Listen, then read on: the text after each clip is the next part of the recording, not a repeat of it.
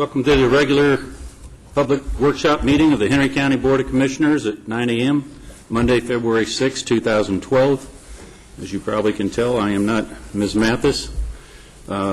Sitting in today, I do have an announcement that she's asked me to make, and that is that she extends her apologies for being absent for today's workshop meeting. She was asked on Friday to meet with Senate leadership at the Capitol this morning to discuss pending legislation that could severely impact Henry County's economic development efforts. Legislation moves quickly during the session. Our county monitors what goes on at the Capitol to ensure it doesn't have a detrimental effect on our citizens, and she will be back in time for the scheduled budget meeting later this afternoon. So having said that, at this time I need a motion to accept the agenda. So moved. Moved by Commissioner Stamey, second by Commissioner Holmes. All in favor? All opposed? The motion passes 4-0. First on the agenda is a presentation by Allison Klee with Extend Health, who will address the board on retiree Medicare Advantage Plan. Good morning, members of the board. Today, we're here with Allison Klee from Extend Health.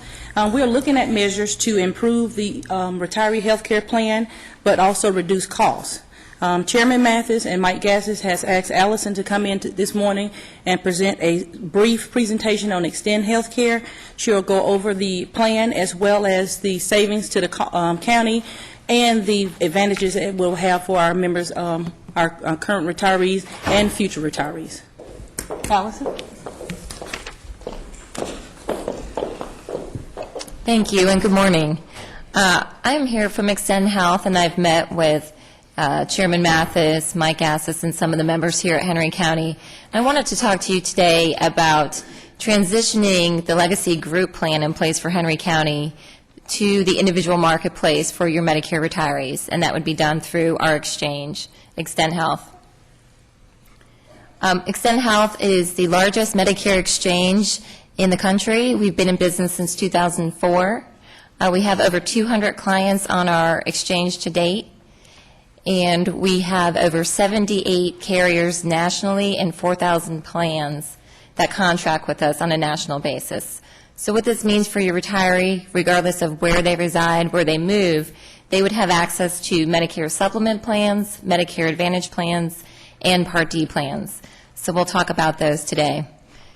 When your retirees are making a new decision into the individual marketplace, they would talk to one of our benefit advisors located in Salt Lake City or Dallas.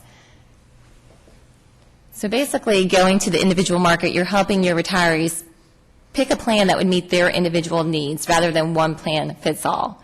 And we're going to talk about how the individual market will save the county money and, most importantly, your retirees' money. The slide on the board right now is showing you some nice name brands that are currently on our exchange today. These are companies that have transitioned their retirees to the individual market, and they've provided a stipend for those retirees to get reimbursed for their medical health care expenses. These clients are also some labor and public sector clients that are on our exchange to date as well. Namely, the state of Nevada transitioned 10,000 retirees last July to find individual plans that best meet their needs. We talked about the carriers today on the exchange. Again, those include Medicare Advantage plans, Medigap, and Part D plans. Also, a retiree would have access to vision and dental, which they do not today. The communication pieces would be done for the county by Extend Health. We can co-brand these pieces to your retirees, informing them of the transition, and also we can help co-host retiree meetings to help educate them on the new options available to them. I wanted to present some options here in Atlanta. This is what our exchange looks like here in the metro Atlanta area, and I want to show this because most of your retirees are here in Atlanta. So transitioning to the individual market, you would have access to 17 Medicare Advantage plans, 18 Medigap plans, and 20 Part D plans. Again, the retiree can pick and choose a plan that would best meet their individual needs. You'll see some of the carriers and price points The pro of transitioning to the individual market is you're moving from a group premium to an individual premium. Individual premiums are regulated by the government. So there are no commissions or fluff built into the premiums. The premium is the premium whether you go through Extend Health or through the individual carriers listed here. Some of your retirees today have what's called 80-20 plans or 90-10 plans, and as you know, the Henry County Board is contributing exorbitant amount of premiums to these benefits. On the far right-hand column, you can see your retirees can get 100% coverage in the marketplace with a $50 Part D plan, which is richer than they have today at half the cost of what you're paying now for retiree benefits. The Retiree Advocacy Program through Extend Health will help transition your retirees and also help them with any escalated needs they may have through Medicare or through the carriers themselves. And this is to relieve administrative burden for the county and also to keep your retirees knowledgeable of what's going on with Medicare and keep them up to date. So the financials today, we've outlined what the county is currently contributing towards the 5 different plans available to your Medicare population. So right now, the average that the county is paying is over $2,000 per year. Most of your retirees are here in the metro Atlanta area, hence why I exhibited the Atlanta footprint. So in summary, we are estimating if the county were to reduce their cost down to 40% of what they're currently contributing to retiree health care today, year one, there would be $123,000 savings in the first year. And then we've broken that out into your agents, those that will be turning Medicare in the next 5 years, with an estimated cost in year one of $380,000 savings to the county. By moving to a 40% contribution, you're giving your retirees access to better plan choices that they have today, and also saving your retirees approximately $3,000 annually in out-of-pocket cost savings. So, in summary, the stipend that the county would contribute to the retiree would be about $1,000 annually, equating to about $95 a month. That would help offset any of their out-of-pocket reimbursement, and it would be in a tax-free shelter through an HRA, which Extend Health could administer for the county and for the retiree. We talked about our experience. The application process is seamless. The retiree can enroll directly with Extend Health telephonically through one of our trained benefit advisors who are completely objective to which plan the retiree chooses. There's also lifetime advocacy for that retiree. If they have any trouble or questions with their carrier, we encourage them to call Extend Health. So in essence, you are providing your retirees better coverage than they had today and reducing savings for the county. Does any board member have any questions or comments? No? Okay. I'll just make one comment. Being a senior, if you would, and you start talking about the number of plans available as being a good thing, the older people get, I think, the less we want to have 17, 20 things to analyze. Right. So that could be, I think, a lot of training process that need to be put in place to make sure that people understand what all those choices are. Exactly. So. And I should clarify, once the benefit advisor does find out what's most important to the retiree, they whittle it down to the top 3 choices in that retiree zip code to help meet their needs. All right. Being no other questions, Ms. Klee, thank you for your presentation. This is a public workshop meeting. The board does not normally take any official action on the agenda items. However, if it's the board's desire to have the county manager, finance director, or human resource director explore this issue further or prepare a recommendation to the board in the future, I'll be happy to entertain a motion. I might move that we do that very soon. Okay. Mr. Bowman makes a motion. Second, Mr. Stamey. All in favor? Nobody's opposed. Motion carries 4-0. So if the members of staff would please go ahead and get that recommendation and put that together for the board, I appreciate it. Thank you. Thank for you, your gentlemen. presentation. Next item on the agenda is an annual division overview of achievements and highlights from respective departments. Exhibit 1 in your agenda book. Our presenter is Michael Harris, Planning and Zoning Service Director, Division Director. Michael. Good morning, Chairman. Good morning, Commissioners. Over the last couple of years, tried to make it a point to come before the board, just kind of give a quick overview of some of the highlights of the departments included within the Planning and Zoning Services Division. Some of the departments, Planning and Zoning, obviously you see on a regular basis, and Building Department on occasion. But some of the other departments you may not get a chance to see with a great deal, and just want to kind of give you a quick overview of some of the things that they do and some of their major accomplishments over the year.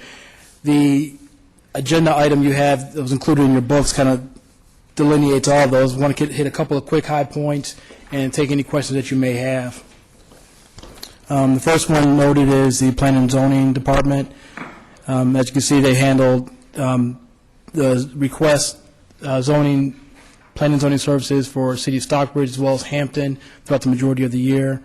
Reviewed over 400 zoning files. One of the key points of the past year has been the successful completion of the first ever Activity Center Overlay District for the Hudson Bridge, Jonesboro Road overlay. We're still in the process of kind of going through that right now. We've gotten through a majority of it with some of the land use determinations, but obviously right now we're still working on some of the road alignment, trying to finalize that, and that was done through a supplemental agreement that staff sought out and received. Numerous text amendments, as you're all very much aware of, over the course of the last year, which is going to be fairly typical. As with the new ULDC being adopted in 2009, there have been some areas where we felt it was necessary to go back and make amendments, and that's the nature of planning and zoning and as a whole. As we move forward, implementing different ordinances and different regulations, part of our chore and part of our mandate is to see where things need to be adjusted. And I think the department's done a great job just over the course of the last few years since we've adopted the ULDC of recognizing where areas may need to be adjusted and making those necessary adjustments. And we continue to do that. We're continuously looking at areas where we need to amend and adjust and shift as times shift. Certainly we're in different economic times nowadays. Received notification from the Department of Community Affairs regarding the successful completion of our short-term work program. This is a plan that has to be done annually, and the department's done a great job in working with all the various departments throughout the county to make sure everything gets submitted in. It also includes an update of the capital improvement element. So there's a number of pieces that are included within this one program, and that helps us to maintain our qualified local government status, which subsequently helps us to gives access to funding opportunities from a county standpoint. The Transportation Improvement Act, the TIA, Sherry also serves as the Transportation Planning Director, as well as just a straight-out planning and zoning director. And in that capacity, she helped spearhead the effort of securing $193 million of projects for the Transportation Improvement, to be included within the Transportation Improvement Act, to be voted on in the coming months. So, again, that was a coordinated effort with multiple departments as well as multiple jurisdictions. Again, and all in all, the county fared very well, and with the list that was produced. And just quickly, some of the numbers. Zoning request 266 compared to 284 is down slightly. However, you see that the revenues for zoning requests 53,000 as compared to 36,000 over that same time period from last year. Which can be a lot of that can vary depending on the size of the request itself. So you see the revenues are up while even the number down. The revenues, the actual cash amount is actually up. So we're pleased to see that. And again, we are starting to see some more of an uptick in zoning requests. Certainly, one of the challenges that we've had within the planning and zoning area has been the diversity in the types of requests that we're receiving. We're seeing people trying to get far more creative in their land uses. We've had some conversations recently with uses within industrial areas. So we're those are some of the things, some of the issues that we've been navigating our way through over the last year. So, we continue to see more and more of that as time goes on. So, encouraged about the numbers as the numbers starting to increase, and looking forward to another good year in 2012. Moving on, GIS, again, one of those properties you don't typically see very often, but they really serve as a backbone for a lot of departments as far as the support that they give, not just within planning and zoning. You see the maps from planning and zoning quite often, but a number of different departments. The police department, they were critical in assisting the police department with their new crime analysis, as well as the fire department and some of their ISO insurance rating information. So they work hand in hand with those departments to make sure they put the maps together and gather the data necessary for those reports. They worked closely with and continue to work closely with the census department, pulling data from census data and different census tracts and providing that information.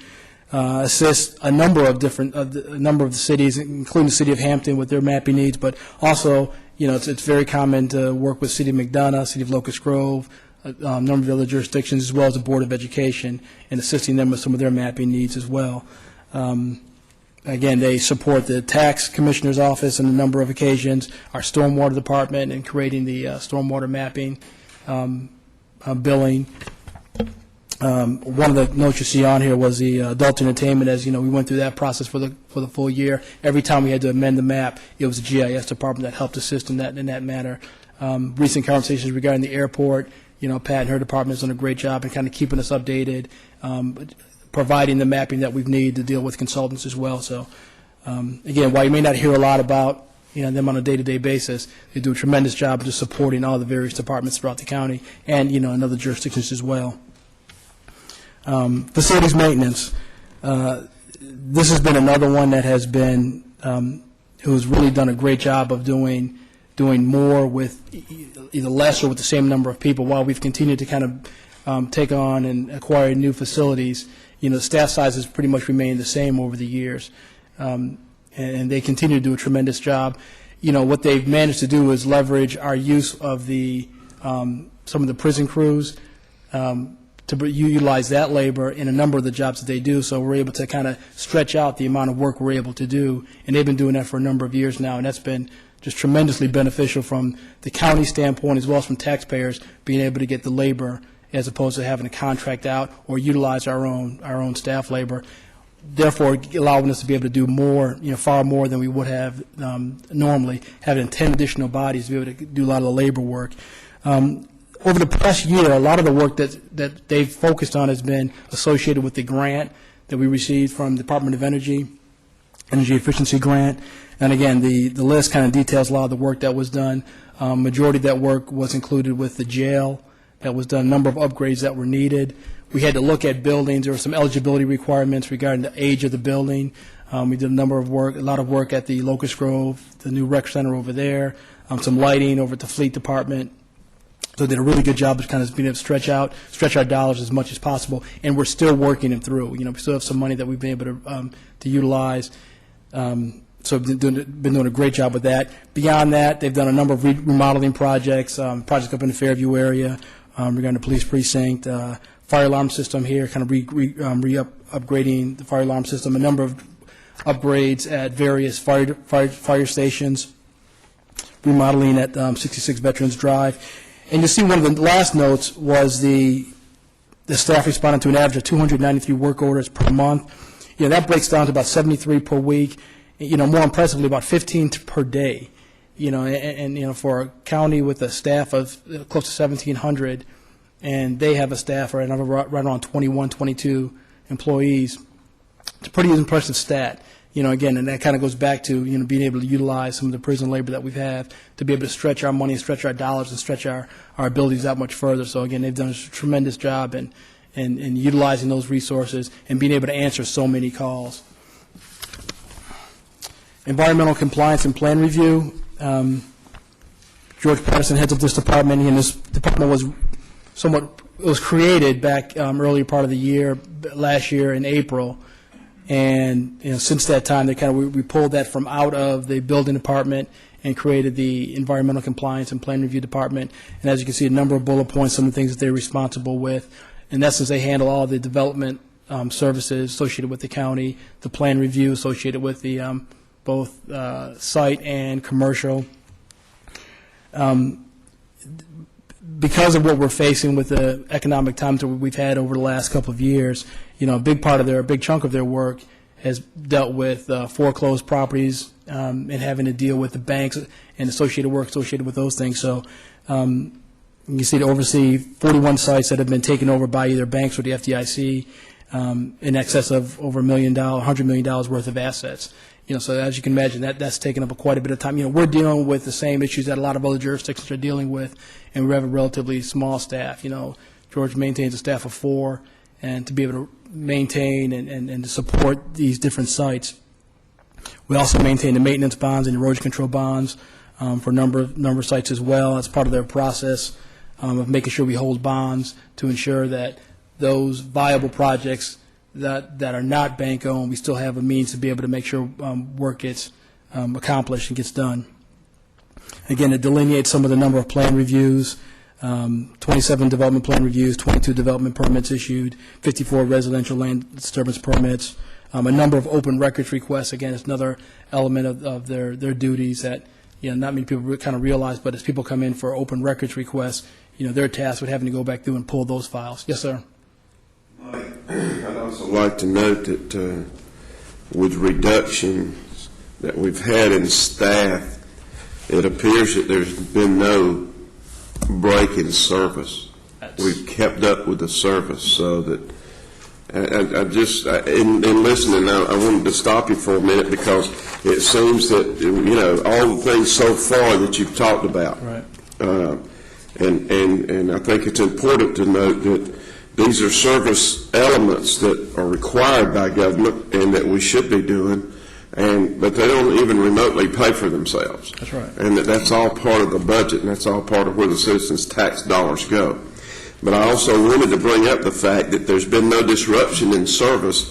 I know that several months ago, we had to lay off 57 people. Mm-hmm. And those 57 people, we didn't have work for them to do. And I don't think it's government's place to provide jobs for people when you don't have something for them to do. So by virtue of what you've given so far, and a lot of that was in these departments, that's right, that there's been no reduction in service. And I just felt like that was, that needed to be said, and so that's why I wanted to stop you right there, because you're going to get into some other areas, and it wouldn't be as relevant in the other areas as it was in this one. And you're right. I certainly appreciate you making that point. And that particular department did lose 2 employees from the previous year. And you're right. Everyone sat down, and we knew it was going to be a difficult time and a challenge. But they have been able to step up and maintain the level of services. We haven't gotten any complaints concerning, the timeliness in which inspections are carried out or done. So I appreciate you making that comment.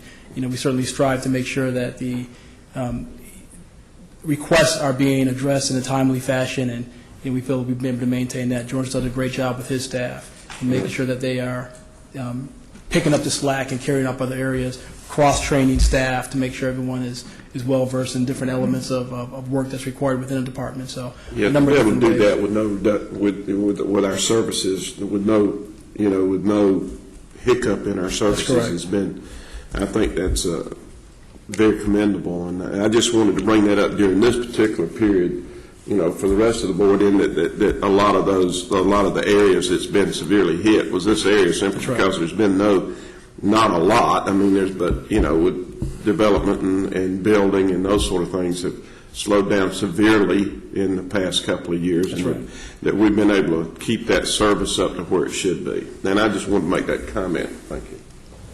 Could I piggyback on that too? I see George in the audience this morning too, and a lot of people don't realize that the contact person that's normal on the permit they're gone. And George is having to do several layers of search just to find these people, whether it's FDIC, if it's a failed bank. That contact person is constantly moving. Correct, George? And it's tough to find people to go back and maintain these subdivisions. I think he's done a great job in doing that, because I have several in my district that we have constantly communicated about. He's staying all over them, so he's done a great job. So thank you for doing that. Yeah, it's far more involved process. Once he and I sat down and talked about it a number of times, it's far more involved than people may think. You're right. There's a number of layers they typically have to go through in order to find who's actually the responsible party. And, they've managed to kind of make it as efficient as possible. And you're right. They do a great job of working with the responsible parties as well. They're trying to, at the end of the day, we're trying to look forward to get the sites back to compliance. There's a number of tools we have to achieve that, and they do a great job of kind of working along with those. Who are responsible to achieve the end goal of bringing the site back into compliance. So they've done a great job. So thank you for the comments.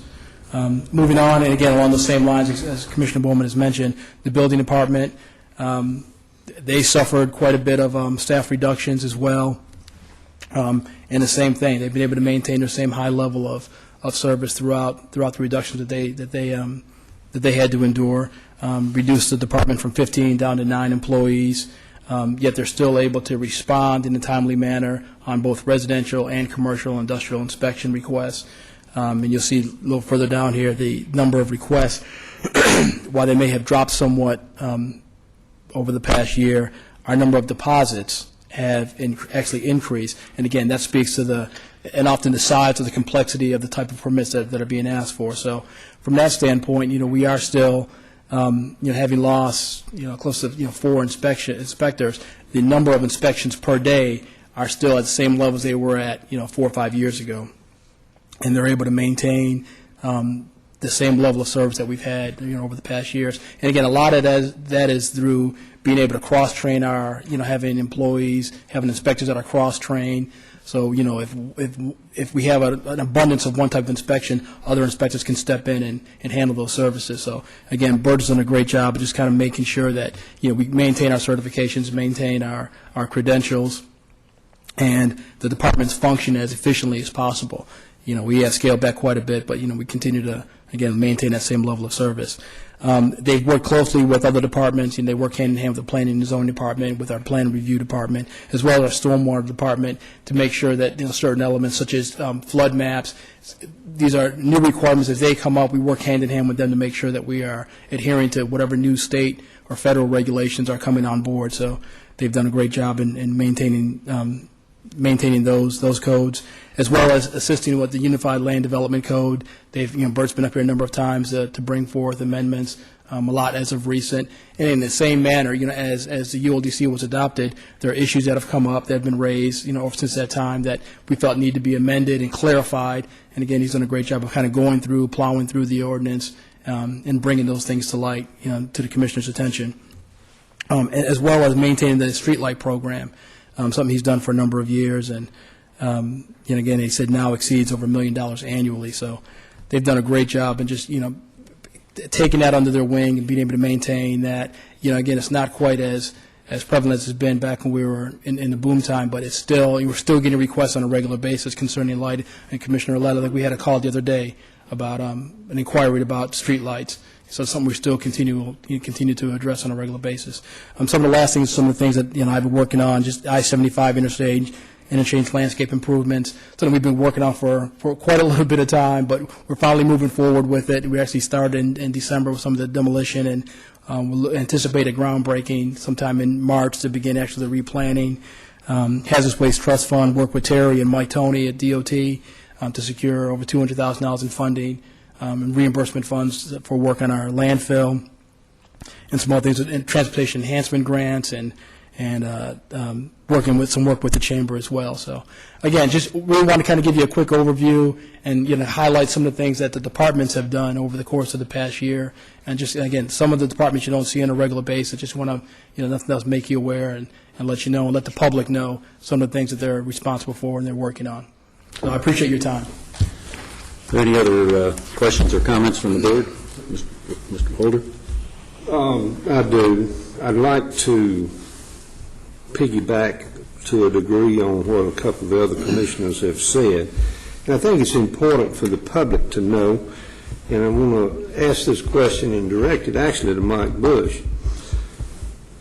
But the building department and the environmental compliance and plan review are basically fee-based departments.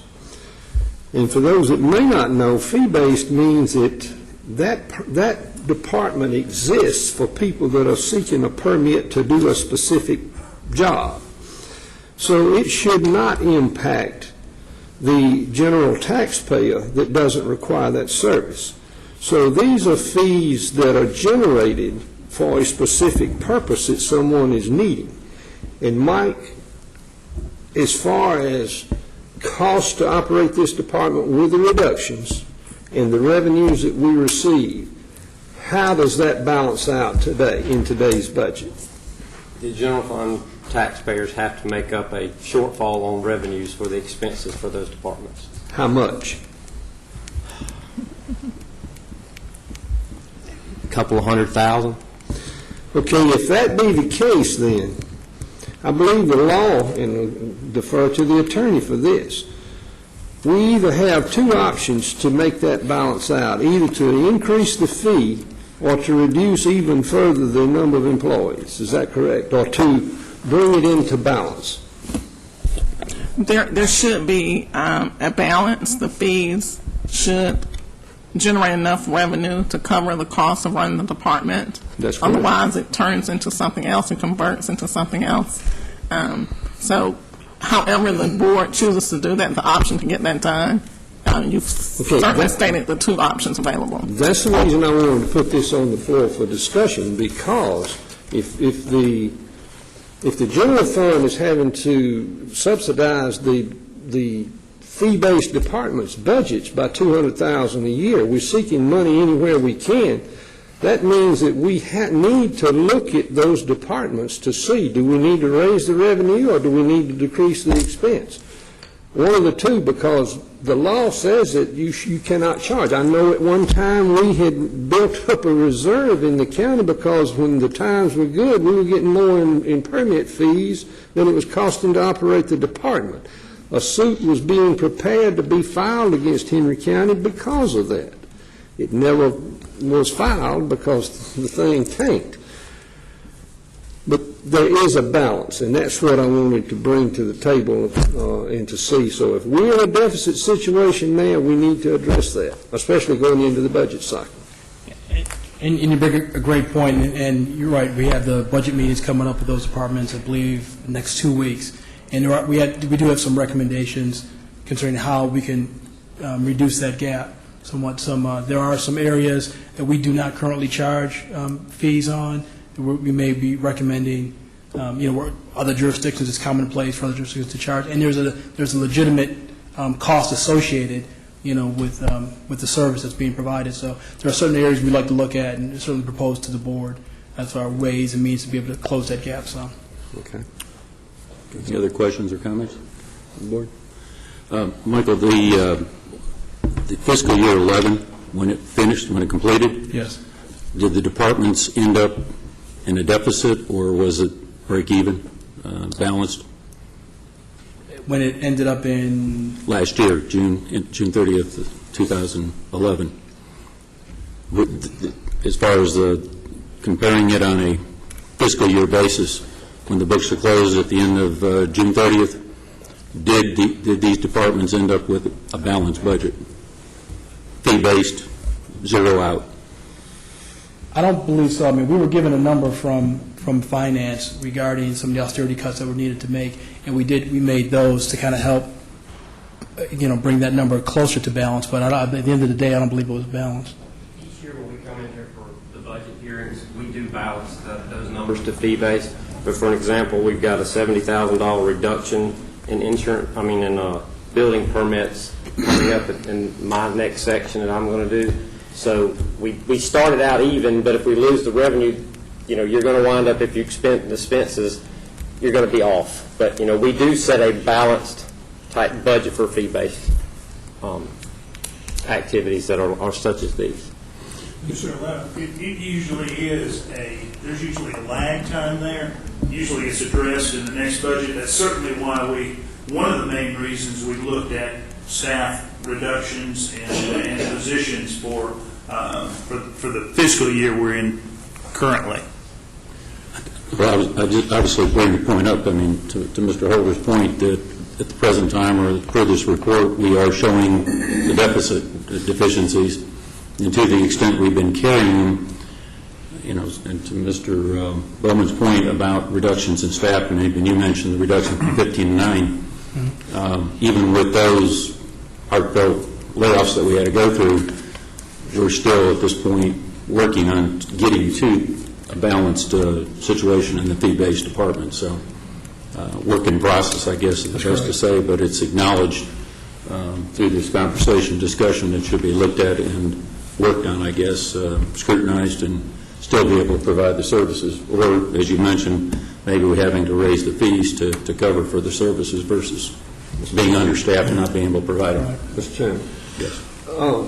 Ms. Wiley, does the law not mention the fact that there, kind of manager talked about a lag time? I think there's like a 12-month period or a calendar year or something that you're given to adjust to bring it back into balance. Is that not correct? I don't know that for certain. I'll have to check that, but I would venture to say that makes sense. I'm not an attorney, but I think it makes some reference to that. Okay. To be able to bring it back into balance. Because you cannot continue to hold that money if you're having a surplus for years and years and years. Correct. And of course, if there's a deficit, you can't withstand the deficit for years and years. So adjustments have to be made.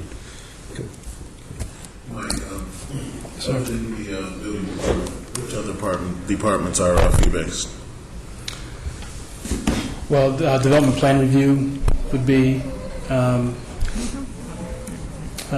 building department, development plan review, GIS is not, facilities maintenance is not, planning and zoning takes in fees, but that's also supplemented by, principally supplemented by the general fund, so primarily just the building department and development plan review.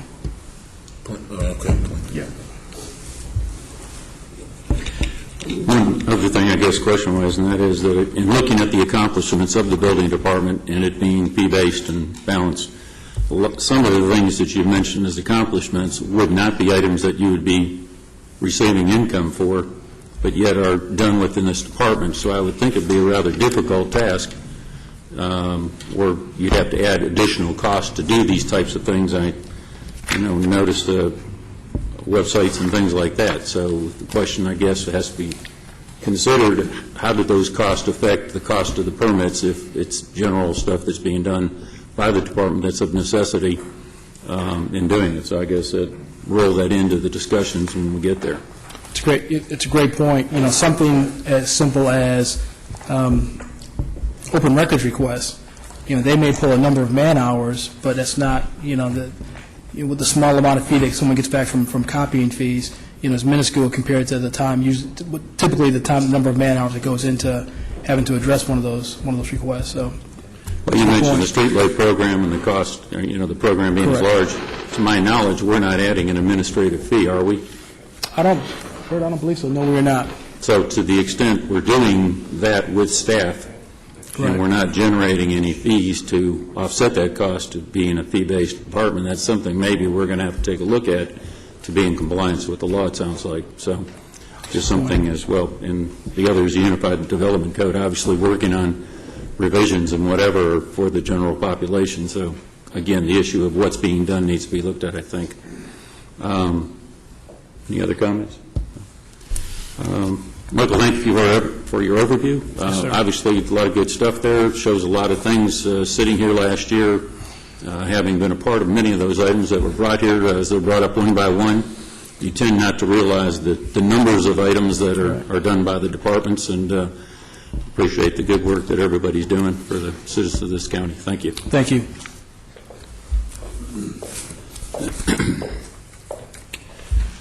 Next item on the agenda is a discussion regarding an ordinance to amend Chapter 4, Table 4.03.01E of the Unified Land Development Code Standards for Commercial Kennels. Exhibit 2 in your agenda book. Our presenter is Sherry Matthews, Director of Planning and Zoning. Hello, Sharon. Good morning, Vice Chair and Chair Commissioners. As Commissioner Letta has indicated, staff is bringing, for informational purposes only, a discussion regarding commercial kennels. If you all will recall, I guess about a month and a half ago, we had an applicant that actually submitted an appeal regarding a commercial kennel located on McDonough Parkway.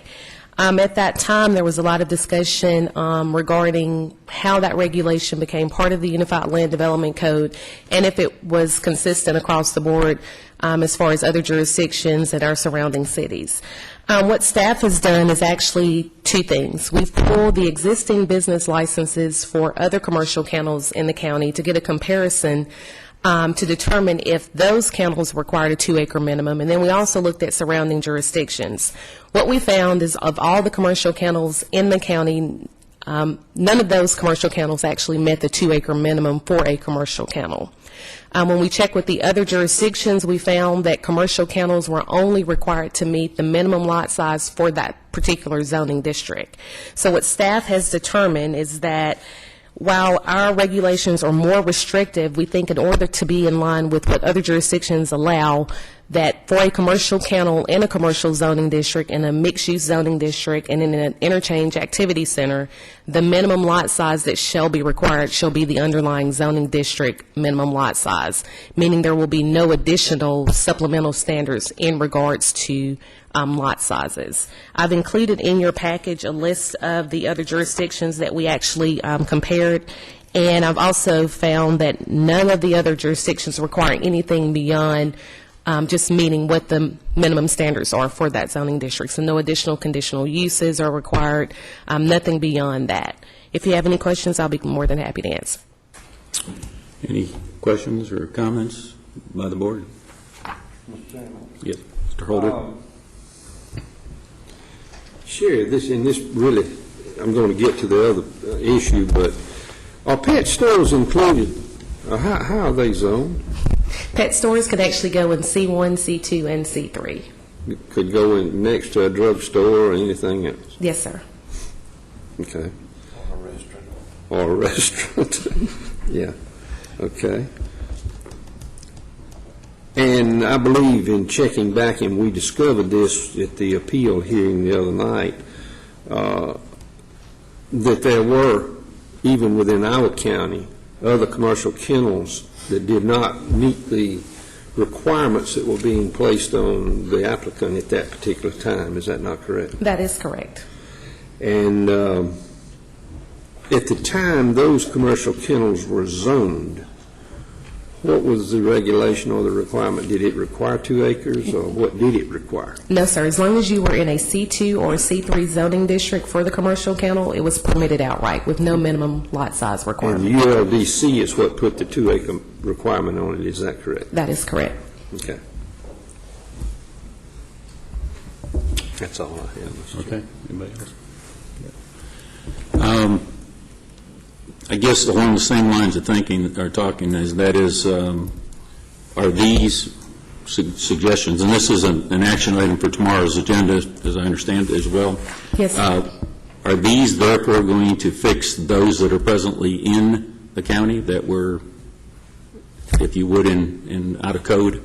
Yes, sir. All of the ones that are currently in the county, if they did not meet the 2-acre minimum, they would be considered legally non-conforming.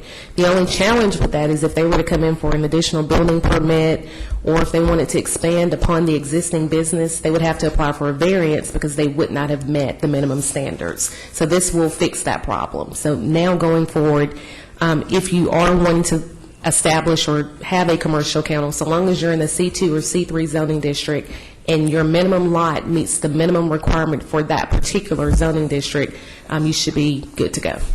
And the gentleman, I believe that was here a month and a half ago, I think he was at, what, 1.4 or something like that, as opposed to 2? Or he was about 1.86, I believe. Very close. But, yes, sir. And this will, therefore, in essence, provide him the opportunity to do what he's doing. Yes, sir. The continual use of his property. And he won't have to come back to the board again. No, sir, he will not. So basically, this changes it to that. Okay. And, yes. Ms. Matthews, in responding to what the chairman said about the acreage in the previous applicant that came in, if I'm not, correct me if I'm wrong, but what made his, or one of the things that made his situation somewhat unique was the property owner owned 1.86 acres or 66 acres, but he was actually only leasing and occupying like 44,000 square feet, or whatever it was, not 44,000 square feet, that's an acre, but it was a lot less, this building size and all. Is that addressed in here? What we don't look at when individual uses come into specific strip centers, and I'll use the strip center because I think That's that was where the he's case. located, correct? What we don't look at is the individual leasee space. We look at the minimum lot size for that particular zoning district. So in this case, you're absolutely right, that was the issue. I think the focus was more on the amount of space that he was leasing. We did take that into consideration, and one thing we found out is that if you looked at each individual use based on their leasee space, no one would meet that minimum 10,000 square foot requirement for that particular zoning district. And I don't think we want to get that into that much detail looking at leasee space, because a lot of times individuals may come in and they may lease 2 spaces, and then they may move out and someone else may lease 1 space. So it could go back and forth on that. So we just look at the minimum lot size for that entire parcel. Okay, and I don't want to get so specific that I drown myself, but as an example, if this guy had a 2,200 square foot building that he was leasing, and I think it was either 2,000 or 4,000 square feet, it wasn't a great, it was one storefront, and he has to have an outside run, and that run could only extend to his leased space. That means he would only have a very small run. Does that meet the compliance with the Department of Agriculture as far as those kinds of requirements? I don't want to get bogged down. Those are some questions that I think we need to have resolved before we do it, before we adopt something. Because we certainly don't want to approve something that, again, would have the guy out of compliance with the state regs. Yes. The state will have its own review process and approval and permitting process. So and one of the things I think that the state looks at is whether the local government has approved it, and then it will conduct its own separate review. So if the space or running space was not satisfied for the state purposes, then the permit would not be issued, and we would not have. I understand, but they should be consistent, because if he came to us first or went to the state first, whatever the case might be, it would need to be consistent, because otherwise he'd have false hope that he was going to get it approved, and one might conflict with the other. I understand what you're saying, but that happens in so many instances, and that will require us to keep up with the state regulations that may change or may get altered. You know, people really have 2-tiered processes for a lot of these activities that are state regulated. So they know they have to comply with state and local, and I just don't know to what extent y'all can keep up with the state regulations, or what kind of burden that will put on staff to keep up with that. Do you think that's one reason that so many people come to us that are so upset with government when they're trying to get permits to do anything? Yeah. Well, I've heard the frustrations, and I may A lot of have frustration. expressed them myself at times. Okay. And Commissioner Holder, just to piggyback on your comment and Latanya's comment, it's my understanding that the business license office will not issue the business license until some type of approval from the state has already been issued, but I will verify that. I just think they need to be fairly consistent, because otherwise, if he had his approval from the state on a business license application, and he was thinking, yes, I'm going to get my kennel, and then we come in and say, no, you're going to be required to have this or this, then we're not consistent. I know that's what angers so many people in dealing with government, is because they get told this at one department, they get told that at another department. Every one of you hear it probably daily. I hear it. I know everybody sitting on this board hears it. So if we can minimize that, it's certainly our goal. I think a good example is daycares. I think daycares can't come to mind, because they have to meet our local ordinance requirements. They have to also get permitted by the state. They have to get business licenses.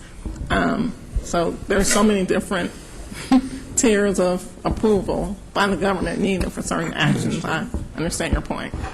And if I could add, Commissioner, one of the things we're looking at internally right now is addressing our permitting process and working in conjunction with the Business License Department to see how we can simplify the process and make it a bit more efficient. Because, we have recognized that we've heard some of the concerns as well, and that's something we started internally looking at how we go about issuing when the business license is issued versus when the inspections take place, to make sure we kind of eliminate any confusion that may occur if someone issues a certificate of occupancy, but that doesn't necessarily mean that their business license is approved. So we're looking at the entire process right now, working with the business license department to see how we can make the process more efficient and friendly. Absolutely. That's right. That's why people, or one of the reasons why people are so harsh on government and are so upset is because if you jump through all of the hoops in the various locations, it does make it upsetting to a person trying to apply for anything, regardless of the case. Right. That's all. One thought, and that is, piggybacking on what Commissioner Holder said, and that is, and what you said, I believe, and that is we look at the total space, not at the lease space. I doubt this would happen. If I was leasing space, I surely wouldn't want a competitor moving into the other spaces. But to the extent one was at one end and another was at the other, and the landlord decided he just wanted to build her space, how would that be covered from the standpoint of the issues that were raised last time with noise and so on and so forth? Somebody's going to raise that. So how do we differentiate if it's just by lease when the property is, for each individual applicant, is just they're within the confines of the required amount of square footage or acreage and so on? Okay. If you look at page 2 of the executive summary, there is a table. It's 40301 letter E. There is a development feature, and it's entitled Minimum Land Area. And if you look at the standard, we actually outline what the minimum land area requirement is for that specific zoning district. Now, we certainly can add a statement that this is the minimum lot size and does not include the leasee space, just to be more precise.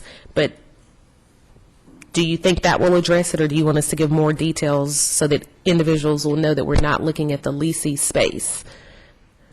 A lot size, again, if everyone that comes up continues to use the same lot space, you could have 3 leases, or whatever number of leases for the number of units. And as I think Commissioner Holder said, somebody may take 1, somebody may take 2, and again, where does it stop? And I really defer to the board as far as that discussion there, but something to consider before tomorrow night, I guess. Anybody want to comment on that? So that I'm clear, are we wanting to limit the number of specific uses within that leasee space, or are you saying if there's a strip center and there's 5 tenant spaces, those 5 individuals actually come in and each one of them claim the 10,000 square feet because they're part of that land area?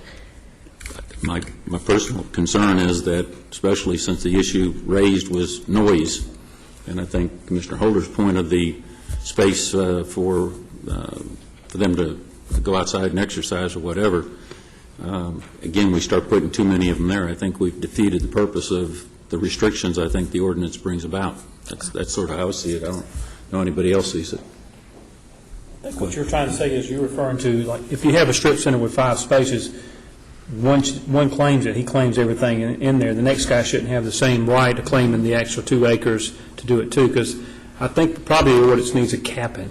It probably needs to cap how many kennels can be in a strip center that's claiming the 2 acres. Correct? That's what I was looking at. And I guess I don't know if it ties to the number of dogs or animals or whatever that I believe we heard. I thought we heard during the last. Well, I think the gentleman, the one we're trying to address on McDonough Parkway, has a set amount of square footage, but he is trying to expand his business, but he's not going into the other, I guess, square footage until he has an approval from us to expand. Right, and it was also my understanding, and I think he voiced this at the Zoning Advisory Board meeting, that his intent, right now he has a grooming business, and I guess a lot of his clients want to allow that boarding capability. in listening to his comments, my understanding is that he wasn't going to really rely on outdoor runs or kennels. Most of his pets and clients actually stay internal. They go outside for their one time to do what they need to do, and then they come back in. So there wasn't going to be an instance where the dogs were outside constantly barking and annoying the neighbors that were nearby or adjacent to the property. But we have to look at this holistically and go beyond just that one parcel. So I certainly recognize what you all are saying. It's just the unintended consequences of trying to fix one problem and creating another one. So I just bring that up since we did have that as an actual case, if you would, to study and work with. And once this is done, as you said, that sort of goes away. So we could have the people who were objecting to it come to us and say, you didn't really think of it long and hard, especially if in that particular case, 2 more owners come in and lease all the space, and it's not going to be helpful to the person who's got the first space, but also the individual in the back who is making his concerns about the noise with the number of pins that could be outside as a result of that. So before tomorrow night, if you just... Yes, Commissioner Holt. One final comment. And I think we all know that it is... You cannot tailor...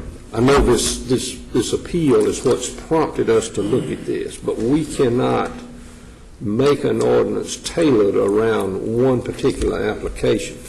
That's the reason it's important to, in my opinion, to be sure that we're consistent to a degree. We're talking about commercial kennels here. We're not talking about somebody that just wants to board animals or to groom animals. But if we're talking about commercial kennels, it needs to be as close to and as similar to a state requirement, especially for outside runs, because that's where the greatest concern is going to come, is because of noise and odor and various other things that are associated. I know that it's been addressed in the ordinance that there has to be odor protection, all of the other protections that are there. I understand that. Look at that, though, and see what the requirements are. Because if someone goes in and claims, and I know Commissioner Stamey made a good point, that somebody comes in and you can't claim it 5 times in a strip center. And again, we're going back to this particular situation, but it could exist anywhere. If there are 8 rental units in the 1.8 acres, and every one of them claimed it, as the 2-acre or whatever minimum, I think it can get very crowded. So I think that needs to be looked at before tomorrow night, just to see if we are consistent and that we don't tailor this for one particular application. I agree with you. I don't think we can limit competition. I think that would be unfair to the person leasing to the businesses. And if I have a kennel, and I wanted to put it in a particular area that's available, I should be able to have that opportunity. So I think that's something that we should consider as well. But isn't it kind of like the situation where you're dealing with a church that goes into a strip center, which has children opposed to the convenience store? The church comes in first, and the convenience store comes in after the church, and they want to serve alcohol, and they're right next door. They won't be allowed because the church would claim it first. Isn't it very similar would be in the kennel business, correct? And Michael can correct me, but I think that's been changed. Yeah, we changed that with our recent amendments in the in our ordinance. So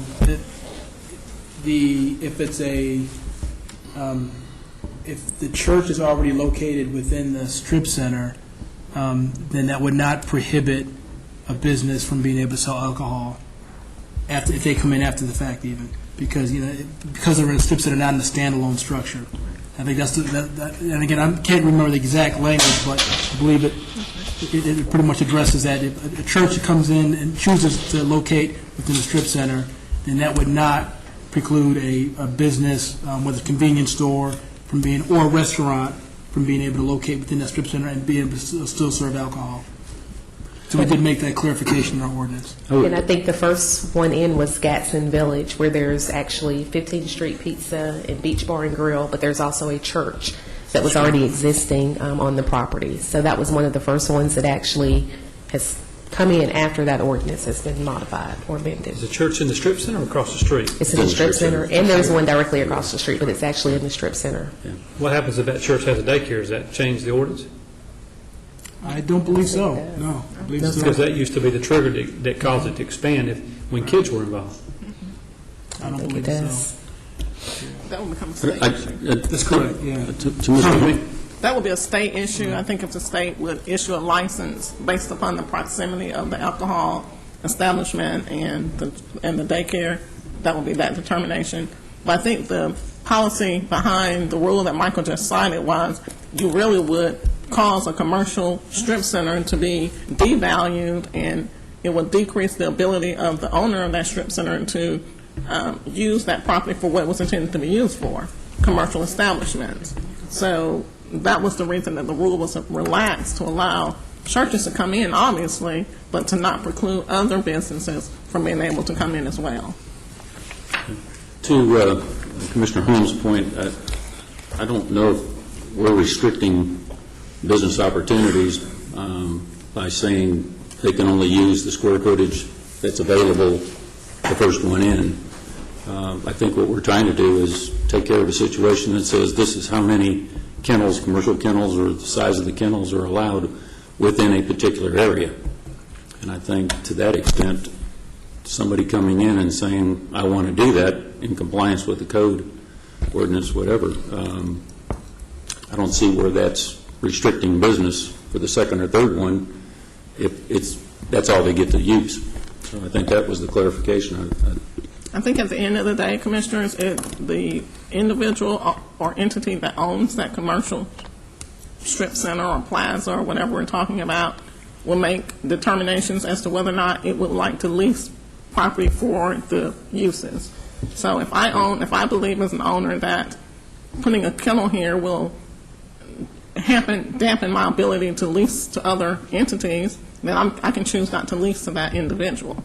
So it becomes a balance between governmental regulations and the right of individual owners to make those determinations. But to your point, to the extent the first space I lease out is to a kennel, and I've done that, and I now realize I've messed up and I'm not going to get anybody else to come to my strip center, so I'll just use the rest of it for the same use. That sort of negates the purpose of why we're putting this ordinance out there, I feel, which is the discussion I think we've just been having. So anyways, any other comments? Ms. Matthews, thank you very much for your presentation. Thank you. See you tomorrow night. Tomorrow, and my correction, I keep saying tomorrow night, it's tomorrow. I have Mr. Holder even saying tomorrow night. It's tomorrow morning. Thank you.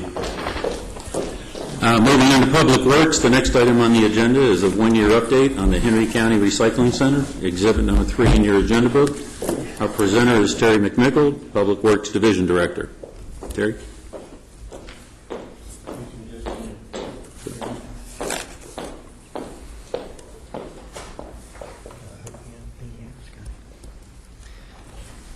Good morning, Chairman, board members. I want to do an update on our Henry County Recycle Center. In the latter part of 2010, Henry County decided that it would be cost-effective for the county to take over the operations of the Henry County Recycle Center. The site was cleaned up and bins were reorganized to help with the flow of traffic and also to increase pedestrian safety. We added additional bins to separate the different kinds of plastics, glass, and paper. We also added taking additional recyclable materials such as cooking oil, books, and residential or yard waste as well. 3 part-time attendants were hired along with 1 full-time roll-off driver to run the center. We asked community services to come in to offer assistance in separating and placing those items in the containers, and have used them throughout the full year. In January, we did open the center, and after a year of operation, the center has successfully maintained a clean and friendly place to recycle. The revenues are greater than the expenses, so therefore there are no expenses incurred by the taxpayers, with the exception of an initial capital outlay, which I'll kind of go over that in a minute. Feel that the county has far exceeded its expectations as to the success of the Henry County Recycle Center. And if y'all would like, we have a PowerPoint we'd like to go through, kind of show y'all. Have all the commissioners been to the Recycle Center? All right. Oh, that's a little dark. That was kind of what it looked like when we started out. There was a lot of cleanup that was initially required. Here we've, by the way, when we started this, it was in December and January, and this is kind of typical of the weather there, but again, just beginning. Here's where we're pouring some concrete for our bins to sit on. We use the DOT to place that concrete. You'll also notice we use recycled asphalt there to supplement that, so there wasn't a great outlay in cost of that. There's the poured concrete. Our roll-off truck was added, and there's some of the bins that we purchased and placing those bins. Had a ribbon cutting on January the 18th. Here's some of our employees. This is Miss Paula Harris. She does Monday through Wednesday and morning and then Saturdays. Greg Howard does Thursday, Friday, and Saturday. We have 2 attendants on Saturday just because of the amount of people that visit the center on Saturdays. Bud Norman does in the afternoons, Monday through Friday. That's our roll-off truck driver, Alvin Price. And again, we certainly rely heavily on community service to assist our attendants as people come in to separate their items if they need it, or if they need assistance in whatever form, getting those things out, especially appliances and things like that we take. These are some of the recyclables that we take, and we're going to go over some of those. Number 1, plastics. This is like drinking water bottles, soda bottles, those type things. That's 62,000 pounds that was collected in the year of 2011 for a revenue of $9,871.75. It's a large volume, not a lot of money, but a very large volume of that material. Number 2, plastics. This is like milk jugs, cleaning supplies, some of those type things, for 42,000 pounds and a revenue of nearly $6,000. Then number 3, 4, 5s, and 7s are the other plastics. Not a lot of revenue there. There's not, that pays very poorly, but we continue right now. One of the things that we're going to be looking at. Here's an item that determination will have to be made. Is it a service? Because I can assure you the dollars that we get in handling that material, it's not a break-even on that particular item, but it does keep these materials from going to landfill. So right now we are taking those materials, and we'll kind of look at that as an overall type thing, because there's some of these things that we take, I can tell you that we do that are not actually break even, but one of the goals of this, of course, is to keep materials out of landfill. We do take car batteries, those type batteries, and with an income, 102 batteries, $357. Used motor oil, that's 4,145 gallons for around $1,100 worth of revenue. We also take newspaper, magazines, and phone books.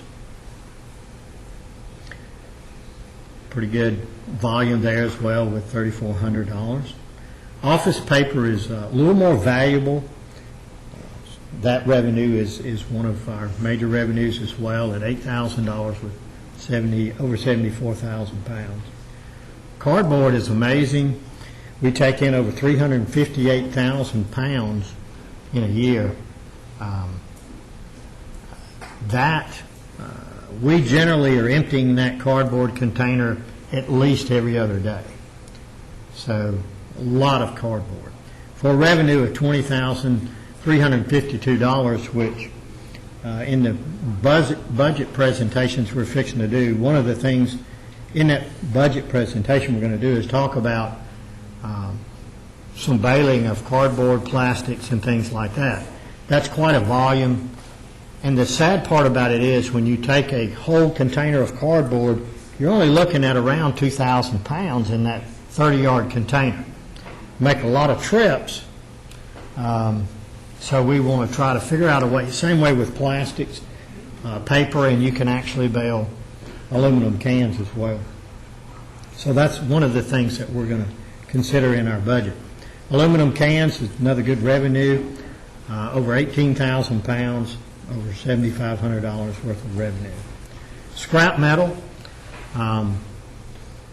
this is probably, I believe, our biggest revenue at over $31,000, 393,000 pounds. This also includes some containers that we placed on our yard where we dig up metal pipe. We also have a container at Fleet where we recycle all the metal that comes from those. So just about all the metals from the different departments, we do the scrap metal now. Previous times, all of our metal was put in the auction, and Mike may remember, but I think we only got like $200 or $300 for our scrap metal. It wasn't a very, very small amount of money.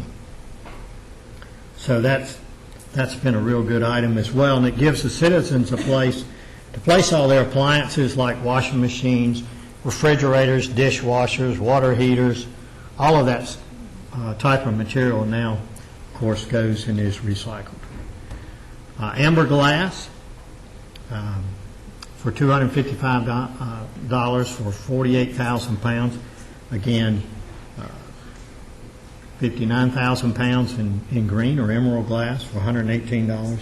And clear glass, 35,000 pounds for $358. Now, I might add, in this particular case on the glass, that is revenue. We are not trucking that particular product out. We have a vendor that does that, and we get paid per pound.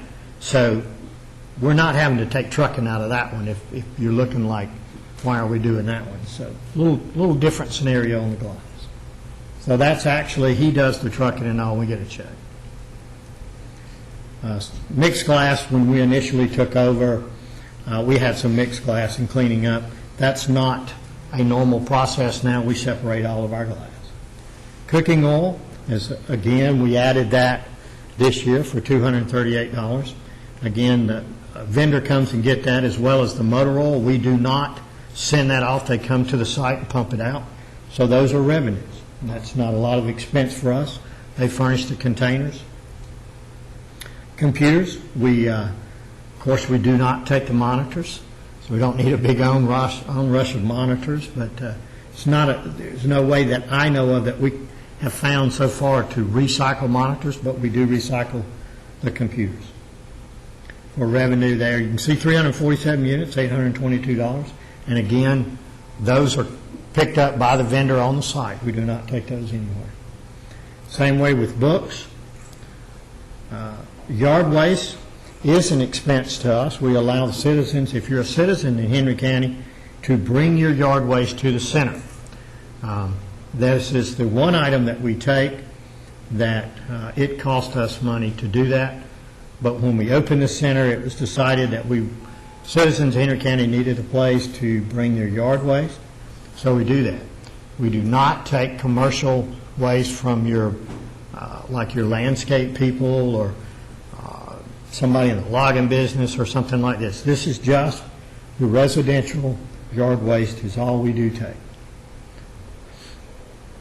All of those revenues added up to $93,000, almost $94,000. Here's our expenses. Our salaries were $72,000 for our 3 part-time people, 1 roll-off driver. Our professional medical, for our drug testing that's required and things like that, $281. Uniforms, we do furnish the attendants in a roll-off driver uniform. I wanted the attendants to be able to be noticeable when they come in so people could pick them out readily. Fuel was $9,800. Disposal, most of that expense right there is from the yard waste. All right? Most of that. We do have some Clayton County cost where people will bring stuff to us that is not recyclable, and every now and then we'll have to take a small amount of stuff to Clayton County landfill that's not recyclable. They'll put it in, and we just have, we find it, so we have to do something. Very small amount of that, though. Most of that's yard waste. Pest control, 450 utilities, 1,300 supplies, 1,500 communications. We do have 2 cell phones, 542, and education there is some training that we've got set up to train one of our person out there to get the gas out of refrigerators. We've got to handle that properly. We're trying, Mike Keeble is right now doing that. We're trying to get training on one of our employees so we can do that, if you will, kind of in that department, not rely on Mr. Keeble's department to help us with that. Notice the total of almost $92,000. So we just came under our expenses versus our revenue. Again, as we can see there, about $2,000.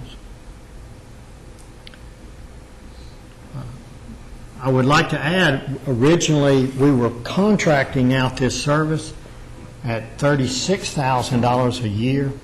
The vendor that we had that was fixing to take over in 2011 had indicated that he would have to have an increase up to $70,000 to provide that service.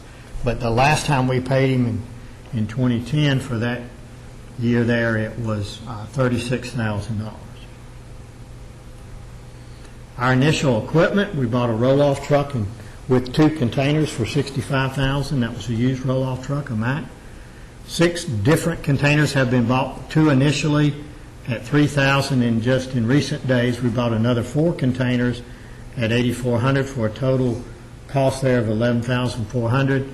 Concrete that you saw earlier was 2,500 steps going up to the bins, so people would not have to reach real high, but make it convenience was around 2,500. Some gravel initially, 364. We ended up using mostly recycled asphalt there.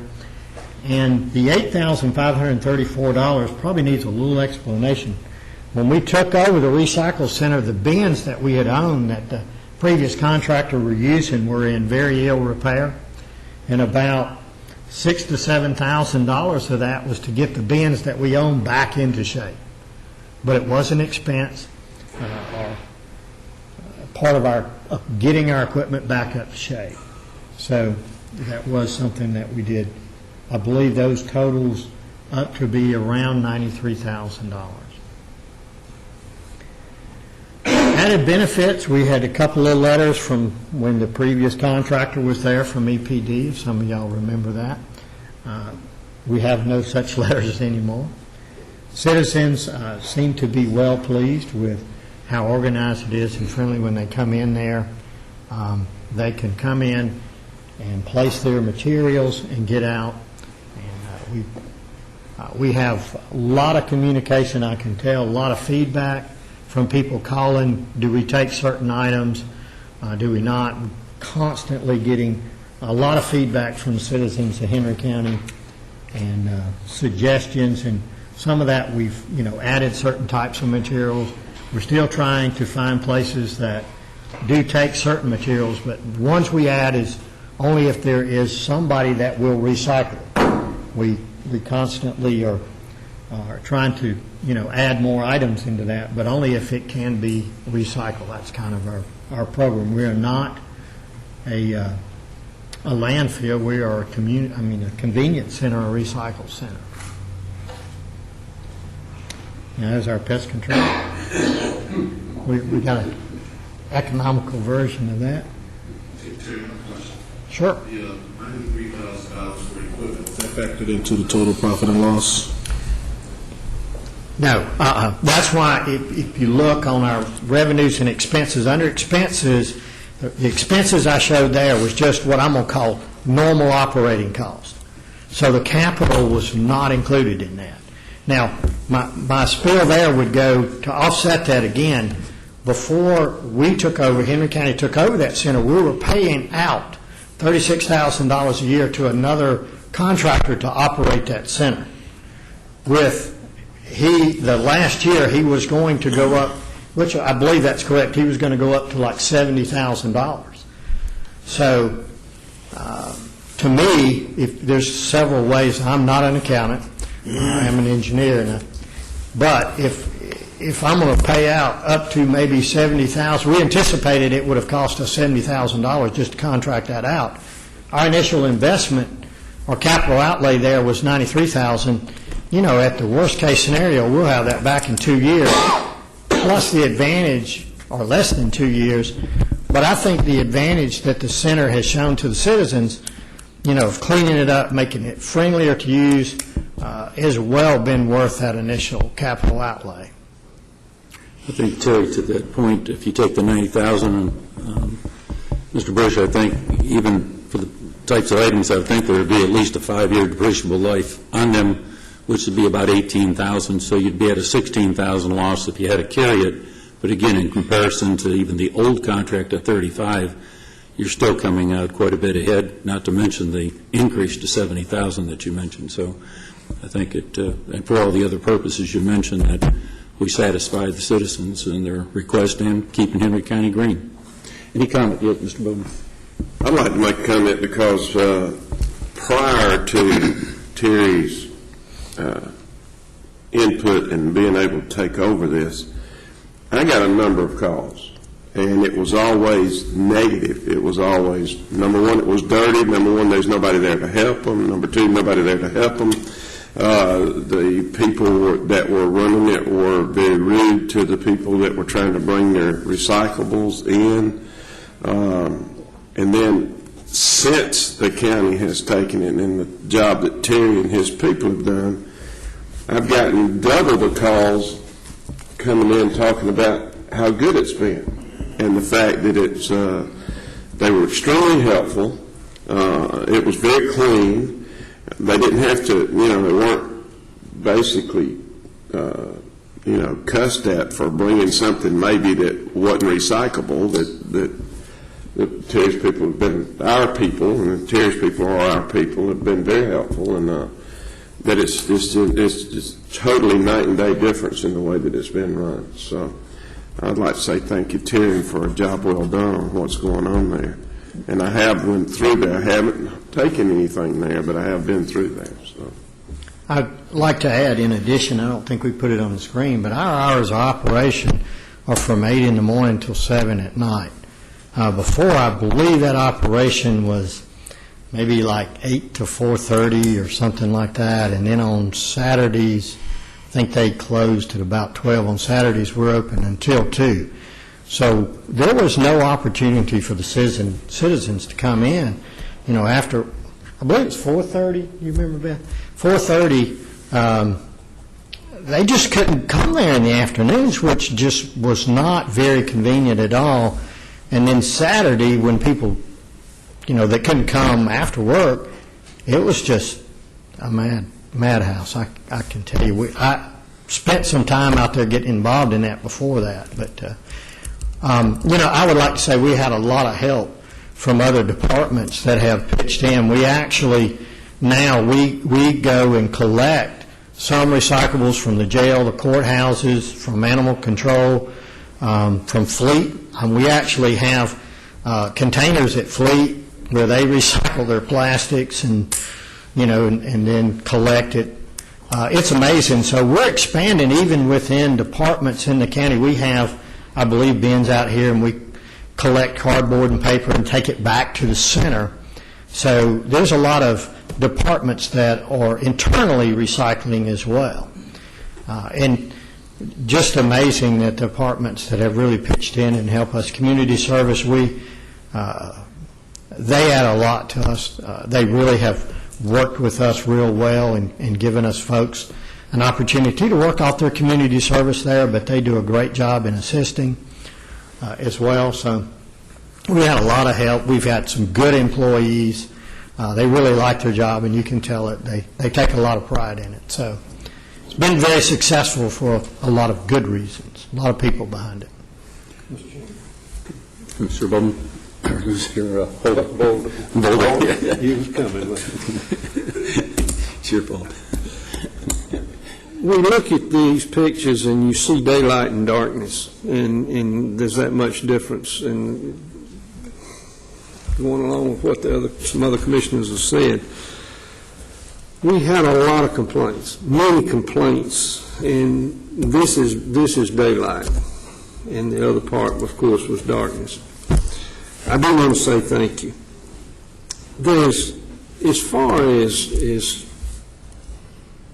like the sheriff and the various other departments and even the county offices, what percentage of those totals do you think are citizens and those that's county generated? This is going to be a guess. Probably, I would guess 5. Beth, you have any input on that? Maybe 5%? Cardboard we get a lot of cardboard from other departments. Cardboard and then the office paper and things here. I would say we're maybe in the 5% range. I could be off 2 or 3% maybe. So 90% we'll say is from the citizens and 10% from the county? Yeah. Our citizens really are supporting this program. I'm going to tell you, that's good. They're doing great. I couldn't help but see the cooking oil from Griffin Industries. Is Larry Stanley the representative from Griffin Industries that's doing business with Henry County? Yes, sir, that is correct. I want the people that are watching to know this, that Larry Stanley is dealing with Henry County.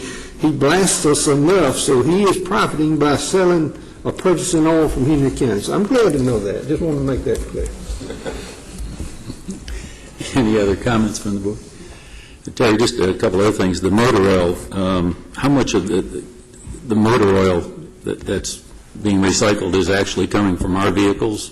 Because you said that we are doing that. I would think that we'd have quite a bit of motor oil from the county with the cars and the number of cars that we have.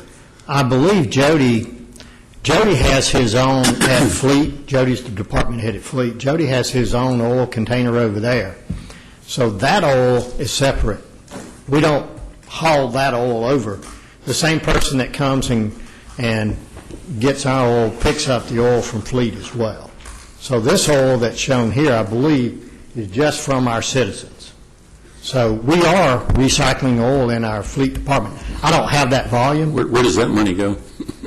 I wish it went to the recycle center, but it goes back in the general fund. Also, I saw one of the... We can fix that, though. There were all the concrete pads that were poured, but I noticed the one with the oil container is not on a concrete pad. I would think that would be one item that would especially have to be on a concrete pad. If I went back to that container, it's a special container that was made. It does have its containment made all together. You know what I'm saying? If it's double wall, containment built within the container. It is. It's a package unit that meets all of the requirements for the containment, so we didn't have to do that. So they take the entire container, put another one in, or where they drain it, or what? Where the oil goes. I saw a little bit of oil possibly on the outside of it. That's why I was wondering. No, it should not be. The container has another metal container around it that contains that. So when I say it's a package, the containment part of it is made into the container itself. Okay. Well, the next question, that is the $8,500 in repairs that we had to make for the equipment when we took it back over. Many contracts I've seen, leasing and whatever else we're using, there usually is a clause in the contract that states that the equipment would be returned in like condition. I'm wondering if our contract had that in it, and if so, did we pursue trying to go get the $8,500 from them for having to put those repairs in place? It did have it, sir. You are absolutely correct. We have yet to collect it from the previous contract. Have we instigated through the county attorney a suit or a... Don't think we have gone that far. We can go back and see if that's... And I'd recommend that you get with the county attorney and make sure she has all the paperwork. If she does not, and if so, some letter or something needs to be sent to recoup that, especially if we have a contract that states they were supposed to. I need to go back and look. I know there was some, and I'll have to check because that's been a while back, but I know there may have been some last payment withheld or something, so I can let you know back on that. I remember us going through something about it. Okay, it's getting old, and so I just don't want it to get too far out here if it's the opportunity, because the contract may even have a specified time as to how long you're able to come back against them for those charges. So you need to take that effort. So no other questions. Thank you very much, Terry. Excellent update. Excellent job. All you and your people. Thank you.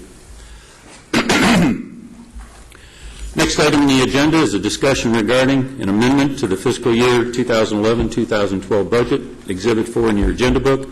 Our presenter is Mike Bush, Finance Director.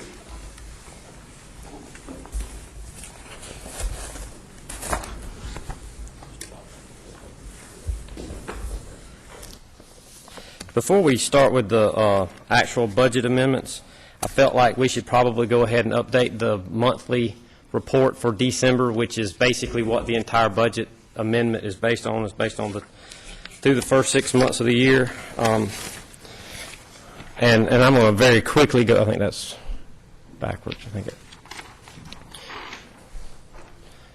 going to quickly go over this. This is our revenue slide. We've collected $81 million for the year, and I realize the budget's 56, and that's again a divided by 12 number, and we're going to work on that moving forward. But we collected $81 million through this point in the year. Last year we had collected $83 million.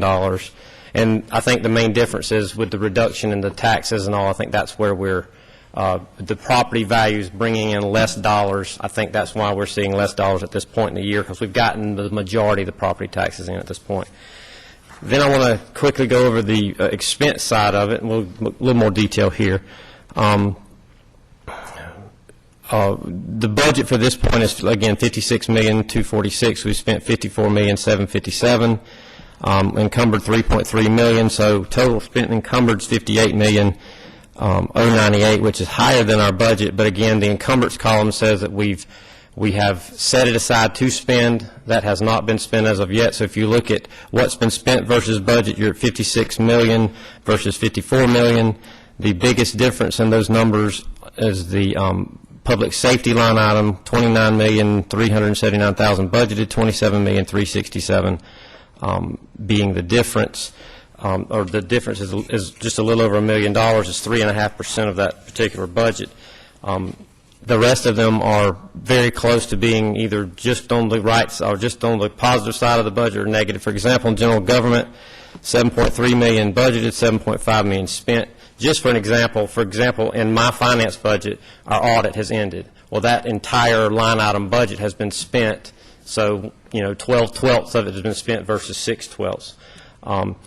Also, the reason on the actuals, you see the actuals so much higher than the budget on some of these is because we had 3 paychecks during this month. We average 2.17 a month, but this is that month that had the 3. Now, one of the things I want to do is I want to tweak that page and show you this page. This page with the budget items being in yellow, one of the items we budgeted this year was for retirement donations by the county. And we have a $2 million savings in this year's budget. So the entire budget that we budgeted is for the last 6 months of the year.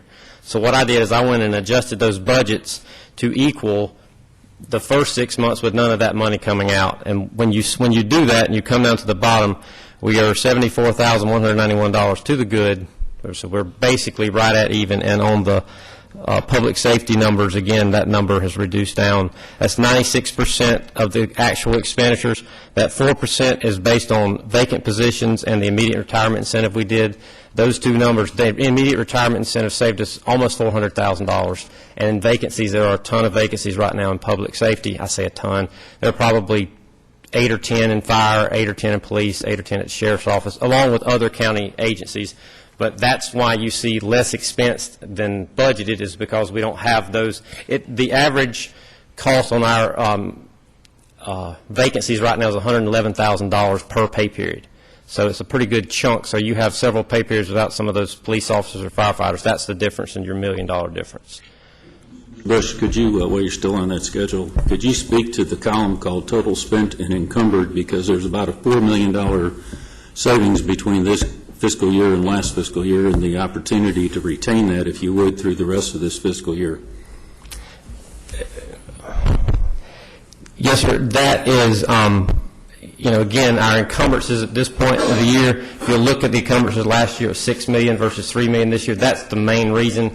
And encumbrances are not expenditures. They are, I'm going to pay my power bill at the end of the month, so I'm going to put my $100 aside. So that's, there is still a $4 million difference, but $3 million of that is that encumbrance, which we may have encumbered something last year. Last year may have been a bigger encumbrance because of a specific project. So, the actual, if you look more along the lines of the actual spent to date, you'll see, a difference of about $500,000. I would assume, without digging into it deeper, that the majority of that is because of that encumbrance. And I'll tell you one thing we did. Last year we encumbered all power bills, all our utilities. This year we did not encumber those. Those are monthly bills that are just set aside in the expenditure line item, not in an encumbrance. So that's another reason why you see that difference. That then would be $3 million. No, sir, not at all.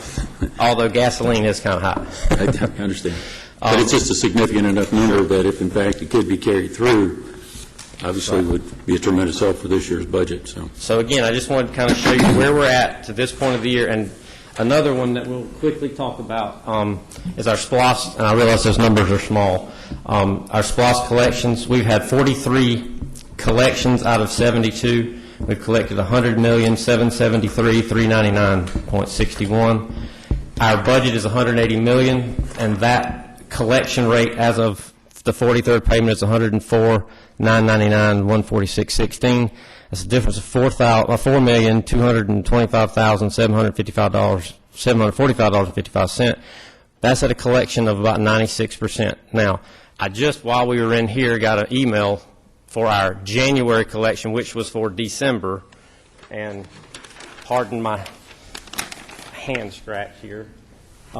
We collected $3,055,101.28 in December. That's, in January compared to $2.3 million in November.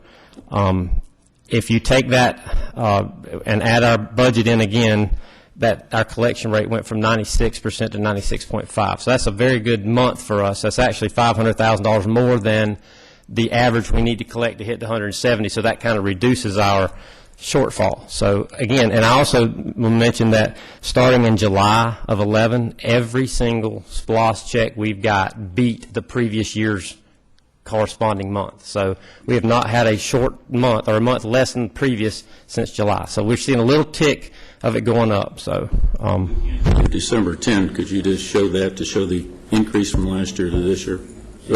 Yeah. December 10 was January 2.7 versus just right at $3 million. So it's $300,000 more than we had collected last December. Excess of 10% greater. Yes, sir. Okay. So now on to the boring,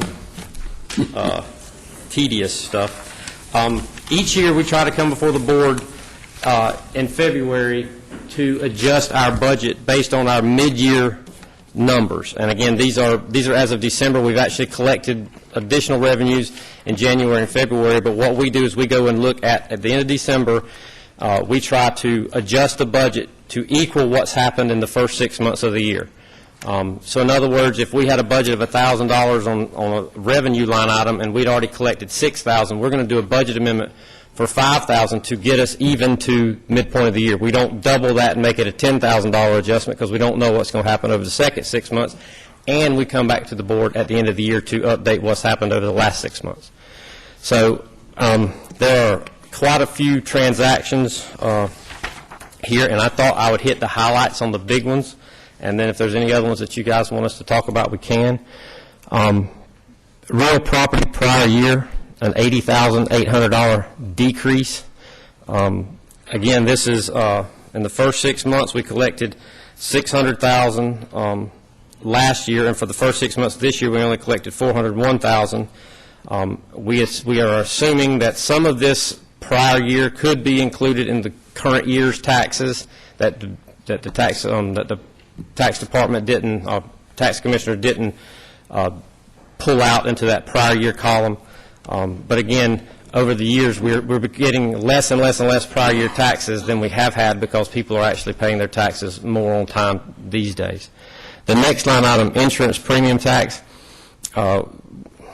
we budgeted like $4 million for this line item, and it came in at almost $5.5 million. It's based on the census, and since 2000 to 2010, the county has grown, almost 100,000 people, and because of it, it's based on your population and all that. So we ended up with almost a $1.5 million increase, and this will continue to be, instead of being a $4 million, around a $4 million, $4.2 million increase every year, or collection every year. It's going to be in the 5.5 or a little higher range. So that $1.5 million will stay with us for the next 10 years.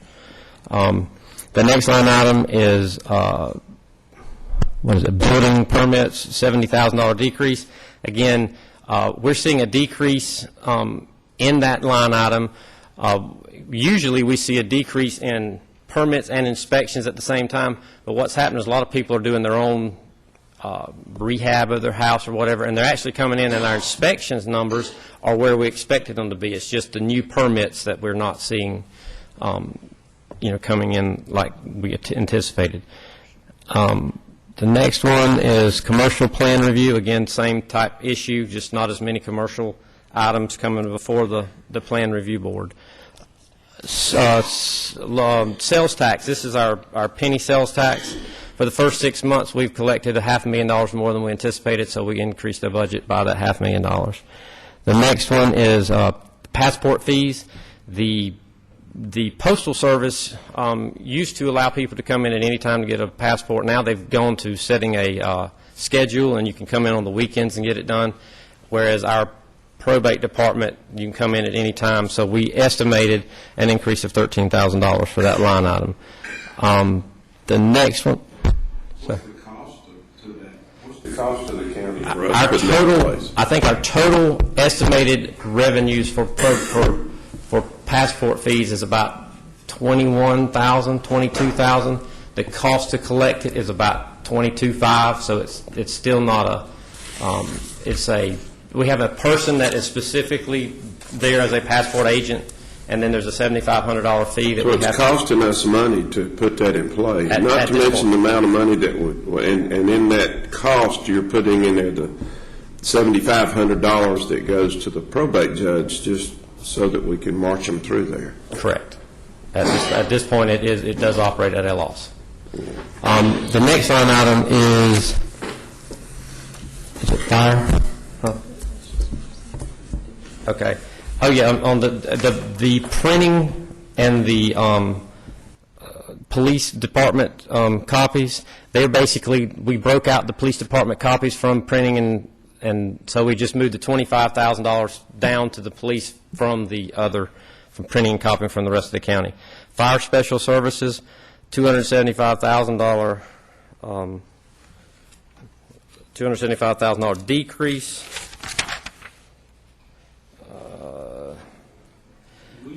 Fees on that in this budget? We did. We came in here, and the fire department presented that there's like a bunch of line items that they presented, and at this point we just haven't seen those collections that are going to equal or equate to those budgeted numbers that and we basically budgeted based on what happened last year. If those fees had been hired, if those fees had been incorporated last year, we would have had a several $100,000 increase. We have not seen that as of yet. And an increase in fees should not cause us to have less inspections. I mean, people requesting it's still Correct. required, right? It should not. It should not. So you would think that this should be maintained. This is one that we intend to get in touch with the fire department and figure out, are we collecting money in some other account that we are not, and is it being recorded incorrectly? The next one is ambulance fees. Yes, sir. Can you define special services? Everything. It's basically whatever's not. Is that fire boot stuff? And when they do they go to schools and copies, reports. It's kind of like a miscellaneous line item that's not part of their. This does not include inspection fees when the fire department goes on. This is just boot drives on the side of the road type things, special funds like that. I can provide you with a more detailed answer, but I know it's not their normal fees, it's other small things. And again, it totals, prior to us doing this increase, it was totaling about $75,000, $80,000 a year. So we increased it quite a lot, and we've yet to realize those savings or those increased revenues. Ambulance fees, we bill approximately $5 million a year in ambulance billing, and if you go and look at our past history, we actually receive about 60% of those billings each year. The other 40% are, when we bill for an ambulance ride, let's say that we bill $600 for that ambulance ride, Medicare will only allow you to get so much of it. So we bill in excess of what we can get, so we get 100% of what Medicare can pay. The rest of that automatically has to be written off. So those write-offs that are above the insurance that we can receive, plus the individuals who don't have insurance and things like that that get sent to collections and all that we usually don't see much of. So what our auditors did this year, they came in there and they told us that, you know, we have what we call an allowance for doubtful accounts, which is 40% of that collection. But what we did this year is we're only recording the revenue at 60% of what we bill out, and the other portion of that money will go into what's called deferred revenue. And at the end of the year, if we collected 65% of the revenue, we'll do a journal entry to move 5% from the deferred revenue into the revenue. There's an audit finding in our audit this year where we had about $11 million worth of ambulance billings that have not been collected, and there was several $1 million worth that haven't even been attempted to be collected, and so we did some write-offs of some of those, about $4 million worth of collections, and now we are attempting to go through those collections and go back and try to get them back again. But as of this point in time, we felt like we had to reduce our budget of $5 million down to about $3.5 million, which is a more likely collection. For clarification, threw a bunch of numbers out there, but if we're billing $5 million in a year, and this is $4 million of write-off, that would be at least at the 40%, 2 years worth of write-offs. So we're not writing them off on a current year basis? That is correct. This was a 10 years worth of receivables that had not been written off. At the present time, how big are the receivables, total receivables? Right now, they're about $3.5 million because of the write-off that we took, and this write-off will bring receivables down to about $3 million. And the aging on that has to be at least a year and over a year. It's 3 years old. 3 years? And again, when we actually took everything prior to this year and wrote it down to that 60% collection rate. And so we're trying to get this year down to that 60% collection rate. And coming into the budget that we'll talk about this afternoon, we will only, budget, I think they put in their budget for almost $5 million, and we will not budget $5 million in revenues because we don't get $5 million in revenues. So in the prior years, we've been booking 100% of the receivable as opposed to on a cash basis? We book 100% of the receivable, then we were offsetting with a 35% allowance for doubtful accounts. But that was against the receivable, not against the revenue. So we're actually going and reducing that revenue so that the revenue, instead of being $5 million, will be, let's just say, $3 million, and the deferred revenue would be $2 million. So we'll have all $5 million on the books, but at the end of the year, if we don't collect the deferred revenue, we'll write the deferred revenue off. Well, I was pretty excited with the insurance premiums. Looks like we were in great shape as far as this year's budget. So what you're telling me now is we're eating in this year's budget prior years, possibly 10 years worth of items that have been sitting on the books. And the comment you made, if you could, we haven't even attempted to collect. Whose responsibility is it to collect? Well, as of right now, it's the fire department. And the ambulance billing portion of our county used to be held in the finance department, and we were collecting at a rate of 75 to 80% of our bills. We then transferred that activity to the fire department because the fire department was working on trying to increase the revenues by increasing the amount we charged. And there was an old system that we went away from when it was in finance and created, we didn't go, it was there. Then we created a new system going forward. That old system, the fire department kind of just didn't look at it. They looked at the new system that they were getting. We went 18 months without any collection agency whatsoever. We had to go through an extensive RFP process to try to find somebody. We have somebody right now that's an out-of-state collection agency, so I don't really know how much. I mean, I don't know if it would be any better if it was an in-state versus an out-of-state issue. But because we had 18 months of no collections, they didn't really pull that over when they got it, and that's how it got. I think during this budget cycle review in the next couple of months, I think serious consideration has got to be given to taking this away from the fire department. If they're not collectors and have proven not to be collectors, waiting for another $2 million of write-offs in excess of what it is, or quite frankly, what you're telling me is we had a 35%, even though we were collecting it at 25%. So we increased our reserve to 35% for the poor collections, and now we're increasing it to 40%, which is still moving away from what it was at 75%. Do we have any idea as to how many dollars of the $4 million we're writing off are for residents within Henry County versus outside of Henry County, or would they all be Henry County? Yeah, I wouldn't. They were picked up in Henry County. I don't know if they were Henry County residents or whatever. I mean, it could have been at Walmart and somebody. They only would be picking up in Henry County. I don't know. I will say this. The collection rate went from 75% to 60%, but our revenues went from $1.8 million to $4 million, $3 million, because we were actually billing at such a low rate that Medicare would only give us a portion of what we could get. So that's why the fire department took all this back over, so they could go out there and make sure that we could get every cent that was out there to get on these collections. And they have done a good job on the parts that they've actually taken custody of, if you will, being the new system that we currently have. That old system, basically, you could say it fell through the cracks if you want to, but it was a situation where we don't even have the ability right now to write off an ambulance bill in our ordinance. We are working on one to come up so we can write off some of these bills.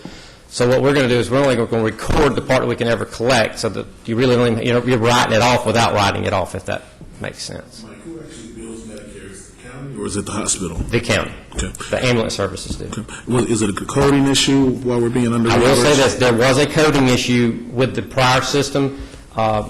We would code a bill, send it to Medicare. If something was off, Medicare wouldn't pay it, and they don't let you know that they're not going to pay it. We have to go back out there and say, well, why didn't we collect this bill? And, there's so many bills. It's a huge number of bills that go out. And if we didn't go back in there and make sure that the correction was done, that's how a lot of that happened. I mean, there are companies that specialize in coding, or we can work directly with the hospital system to ensure that we're coding correctly. You are correct. Reimbursed. Yes, sir. I will agree with that. If we can keep going, the next two are both senior center. One is cafeteria fees and one is program fees. With the addition of a third center for the full year, we increased the budgets, not quite a third, but almost a third, but we have not seen any additional revenues, so we're reducing the budgets back down. They're still higher than they were when there was two centers, but they're not as high as we expected or thought that they would come in at. The next big one is the three life managed solutions. These revenues were booked or adopted as part of the budget, and the life managed solution program was eliminated, so we're eliminating the budgets that got booked. The next one,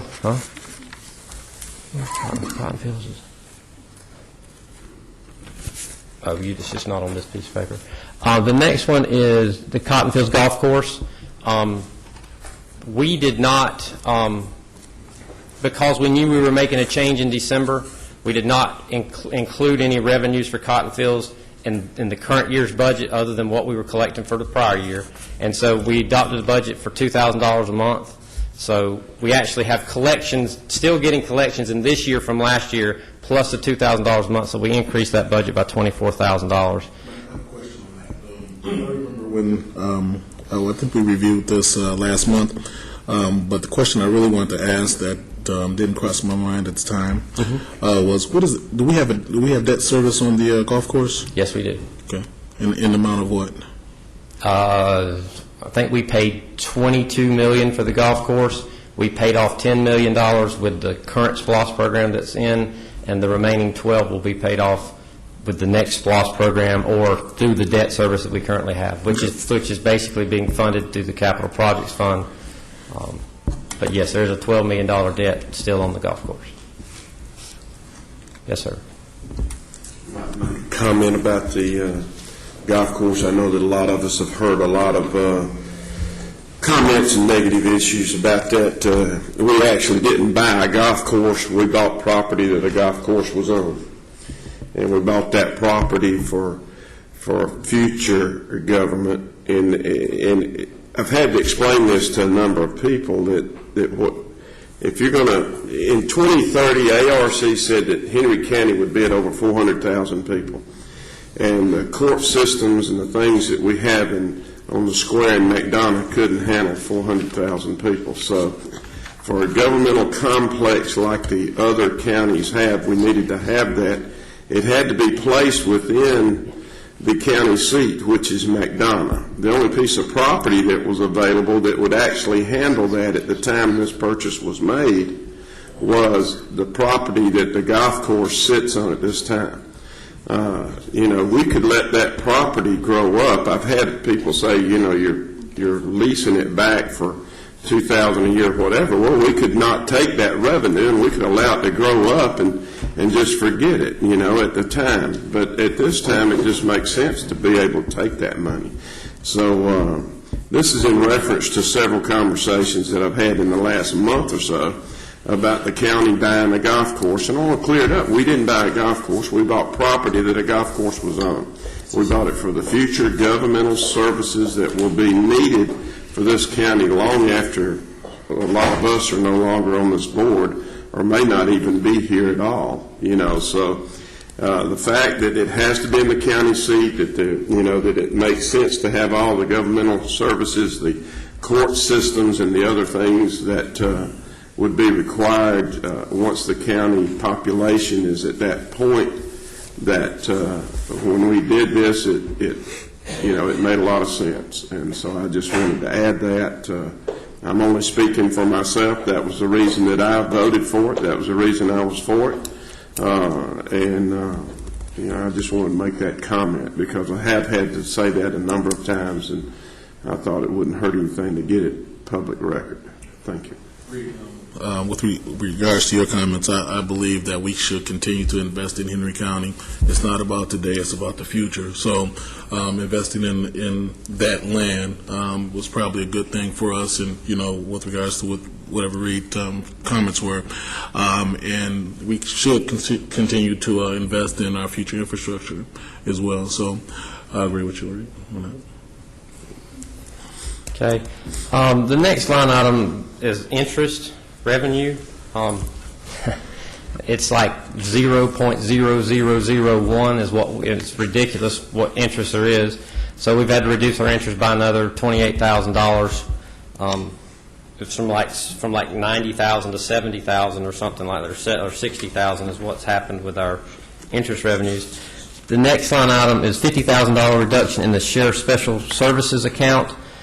We realized that we were putting a revenue in this line item that was for telephone communications, which has an additional budget in the line item in the budget. So we moved that from the special revenues down to the telephone commission line item, and also the special services of the sheriffs. It's got they've got new telephone cards that the inmates can actually buy a card to help pay for some of those expenses, so it's not charged to the other person on the other end of the line taking the collect call. It's almost the inmates paying for it. So there's some special things going on in that fund that hasn't caught on as much as it will catch on, I think, before it's all over with. So that's why that budget got reduced. Rents, $15,100. That's recreation, having to add additional money because we went out and said we will rent out some of our facilities, and we are seeing actually I think we budgeted $35,000 or so, and we've actually seen an additional amount of revenue coming in. So we've in the first 6 months of $15,000. So that's a really good sign. Mike, yes, sir. Can I ask a favor? Yes, sir. And I'm sure that every commissioner would like to see it. A list of those rents and where they're generated. Yes, sir. From the various locations throughout the county. I actually think we may have that broken out by a specific project as to what room is rented and the rental cost, but we'll get that to you. Yes, sir. I would like to see it. I'd like to see what it... Probably won't be too difficult to put District 2s together, I would imagine. Yeah, it's very limited, so. The next line item is a $197,000 line item. This is where Mike Harris does a really good job of tracking our expenses for our landfills, where we have to, go and add another well or something in our landfills because of the plumes that we have, or where a well tears up and we have to, replace the motor and non-explosive motors and things like that. We actually did some work at the West Asbury landfill probably 3 or 4 years ago, and the state trust fund has given us $200,000 this year for that work for many years ago. So each year we kind of get our amount that we've got and we send it in, and every so often the trust will actually pay out. So this is a $200,000 revenue that was from 3 or 4 years ago to offset the expenses that we had. So it's kind of slow, but it's nice to get a $200,000 amount of revenue that you weren't expecting. So that's what that is. The next line item is the City of Stockbridge Code Enforcement. We have an intergovernmental agreement with the City of Stockbridge that they basically reimburse us for one of our code enforcement officers, rental of the truck, uniforms, basically whatever it costs for that person to be in the Stockbridge area, they reimburse us for. The next line item is $35,000 miscellaneous. This is one of those things where you collect money from a car that was wrecked, or somebody hit one of our cars and we get money in for, it's whatever's out there that's not of one of the 100 line items that we've got in revenues. And, each year it kind of varies. Usually there's 1 or 2 big chunks of money that goes in there. We just haven't seen one this year, so we're reducing it by $35,000. Those are the revenues. So bottom line is the revenues, we still have a balanced budget. We increased certain revenues by $2.2 million and reduced certain revenues by $2.2 million. And the 2 big ones were the insurance premium increase and the ambulance billing decrease, and the rest of them are just, through each budget. The next section is the expenditures of the general fund, and do I have that or you have that? Okay. All right. Again, we'll hit the big ones, and then if you want us to come back to some of the other ones, we can. There's a $49,000 increase to IT's professional account. A couple of months ago, we came back before the board, or Clark did, and said, we had some savings and some things that we did, and we'd like to use that savings to hire a consultant to help us over the next year with our search for our new computer system that will bring us out of the Stone Ages and back into a Windows-based software versus that old green screen thing that we currently use. Then you've got an $8,000 elections maintenance issue. When we moved from the old elections to the new elections building, I don't think we've been to a presidential election there. We've been to the governor election. The room where the counts are actually done, where we actually enter the computer codes and all into the computer, that room was not large enough to handle the amount of expected returns we'll get from the presidential return. So we basically moved that wall out 5 more feet. So there were some expenses there. The other part of it was when there's bad rains and the water comes from the top, goes down to the bottom tier, there was some drainage issues that we had to address so that we didn't have problems moving forward, and that's what made up that. The next line item is unallocated insurance. Unallocated insurance. This is where we booked the retirees' insurance in the unallocated. We knew there was an expense, and currently we're actually recording that expense in the department in which they retired from. We may decide to, in the future, come up with another department number, if you will, so that it doesn't affect, current departments' numbers, because that is a little bit, they don't have any say-so over what that happens. So we've actually took that $500,000 and moved it into the departments where those actual expenses are recorded, but we are thinking about creating a retirement department, and so that those expenses will all be related in that same line item, and those numbers will be reduced with the presentation you saw earlier today, so it may be a significant decrease moving forward. The next line item is unemployment. We had the unfortunate task of losing 50-something people last year. We knew that there would be an unemployment period, so we budgeted an additional $250,000 in the unallocated line item, and now we're actually putting it into the allocation. And you can see there are several items on this list that shows unemployment, public defender unemployment, 1990, things like that that go throughout several of the different departments. I guess the next one, sheriff's overtime, $56,000. This is related to the cleaning of the courthouse. This is not his overtime for his employees to, deliver warrants and things like that in his jail time. They are very, very strict on the use of overtime. Really and truly, the only overtime I can think of recently is if there's 2 people scheduled to be out on a furlough or 3 people scheduled to be on a furlough and then somebody calls in sick, somebody will have to take that shift. But there's very little of that at all at the sheriff's office. This is an increase based on the cleaning of the courthouse, and that money is budgeted, or that money was last year budgeted in this account. We didn't budget it this year in this account, but we will bring it back in. Yes, sir. And the sheriff's saving us money in several areas by doing cleaning, correct? Now, what were we paying before the sheriff took that? Because that should be taken into consideration. But do you know, not exactly, but approximately what we were paying for those cleaning fees? I'm going to say $600,000 countywide. Now we pay about $200,000, $250,000 with this money right here. So basically, saving us $350,000 to $400,000 a year. The sheriff is, and I don't believe that that's in his duties as an elected official. I think that's something he came and. Don't tell him that. Well, he knows it. He knows it. Yeah. But, I mean, really, that's something that he came to the board with to try and help us. I think he does some other things, too, other than just this. But that is correct. And one of the things that he's tried to do is actually bring in some part-time people to actually be able to sit at the jail so that those jailers who go over can eliminate some of that overtime. We're trying to, can we get some people to come in that can actually do what the jailers are doing, because we can't send anybody with those inmates to the courthouse. They actually have to be under guard. So he's been, this is one that basically, I'm going to call it a department, although it isn't, that is being very efficient and being responsible to help.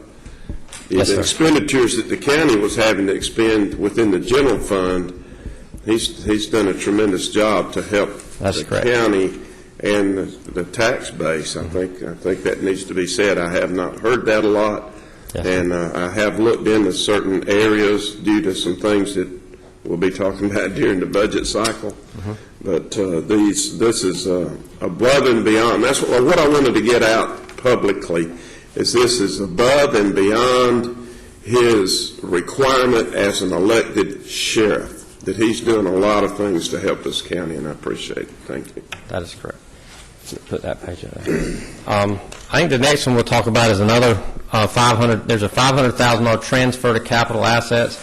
We actually adopted a budget last year with a transfer of $500,000, went through our audit process and realized, hey, we never transferred the $500,000. So we went ahead and transferred it, and because we transferred it in this year instead of last year, you have to increase that budget in here. So that was an oversight on our part.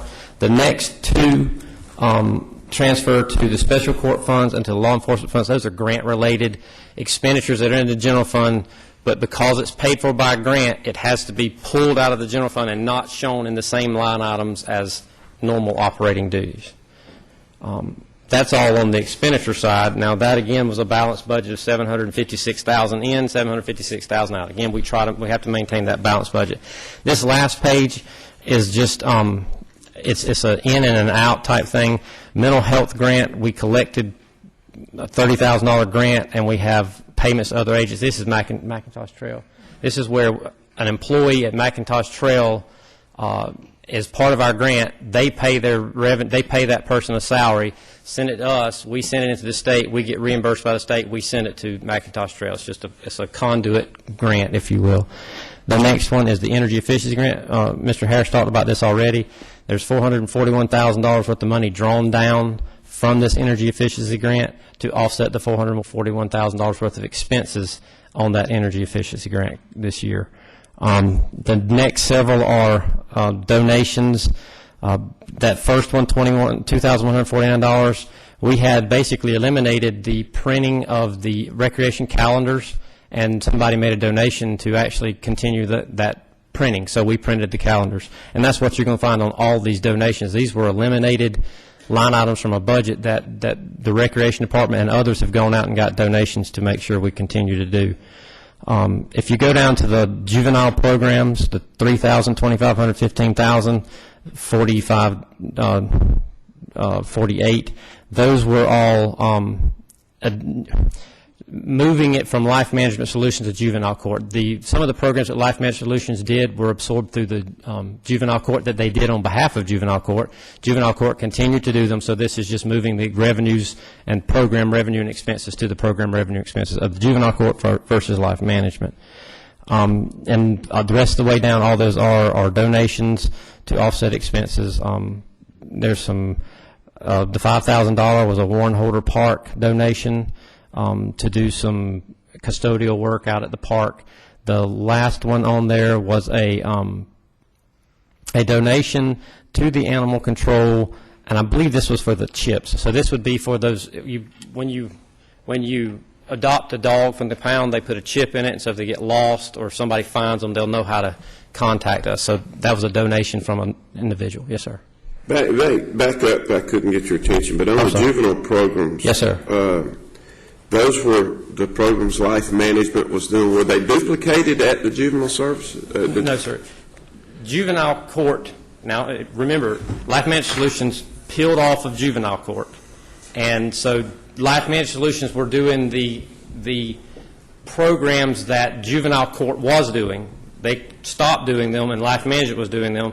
And now when Life Management went away, some of those programs that they send people, the cleanliness type classes, they are continuing to do those classes. They receive the revenue and the expenses that go along with it. I think Angela Varnett is doing a lot of that, a lot of those programs for the juvenile court. Thank you. Yes, sir. And those total $511,685. I'm going to have to break down and get some glasses, but sorry, I need to make these things bigger. That's our budget. That's our mid-year budget. Again, there's a lot of different items we didn't talk about. There's a lot of them we did talk about that I know are confusing to the public and to others. I appreciate the time that we get to spend with you guys discussing these issues, and I'll be glad to answer any questions. We're actually going to bring a resolution tomorrow to adopt the mid-year budget amendment, and that's what we wanted to do today. So if you had any additional questions that we might need to go look at and come back for tomorrow, we can make a short presentation tomorrow or answer any questions you've got now. Yes, sir. There's a page in here that you didn't discuss, departmental transfers. Can you go over that page for me?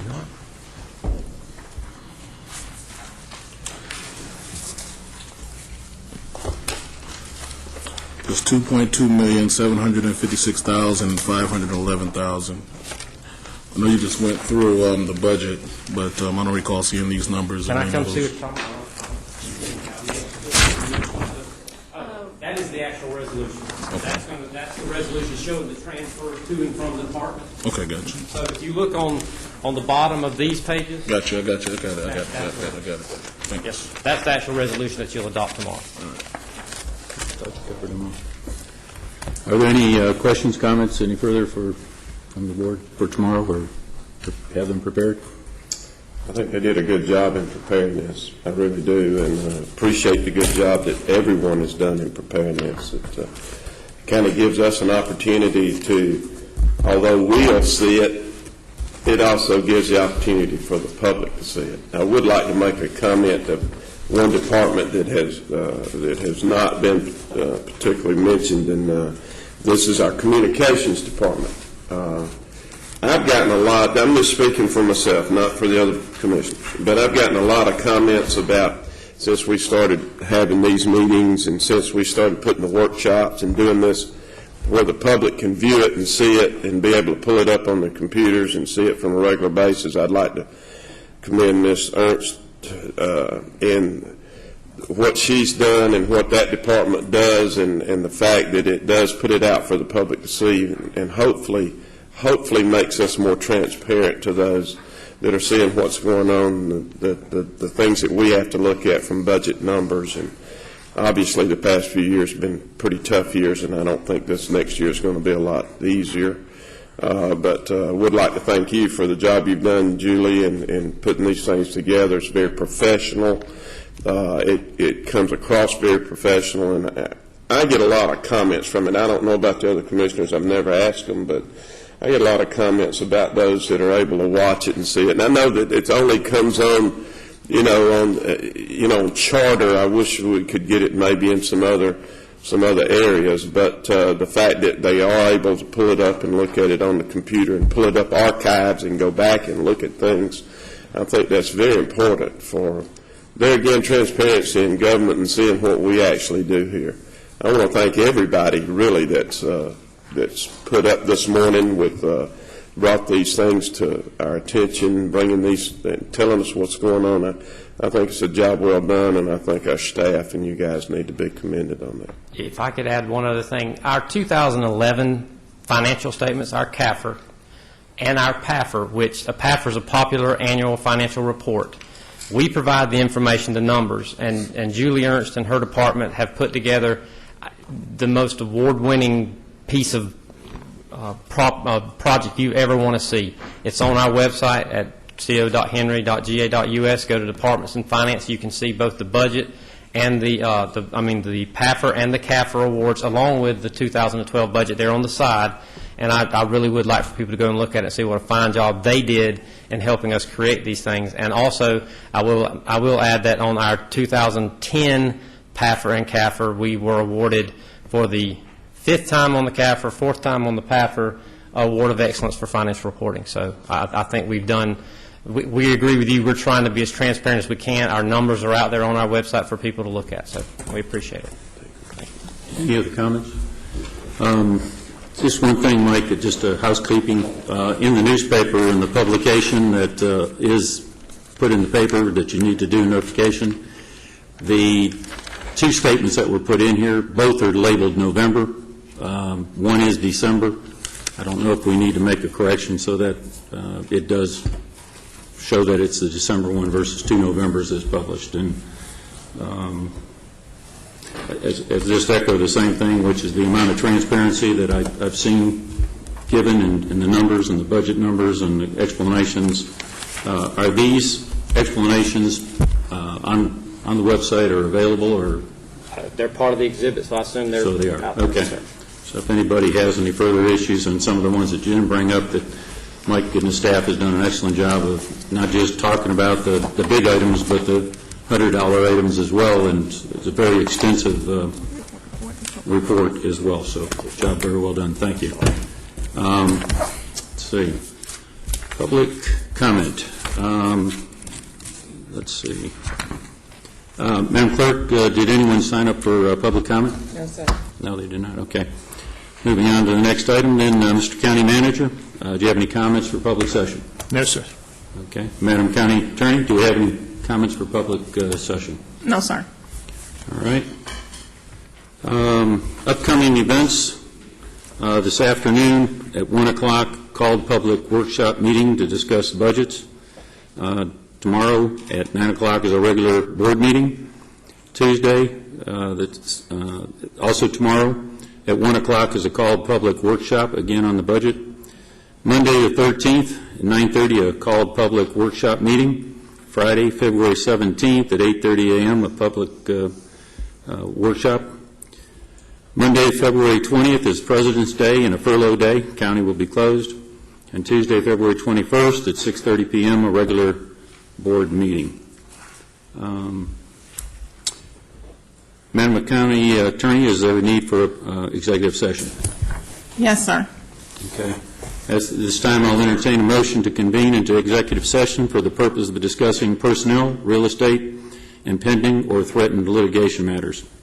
Mr. Chair, there was some comment made that we would move executive session to tomorrow, that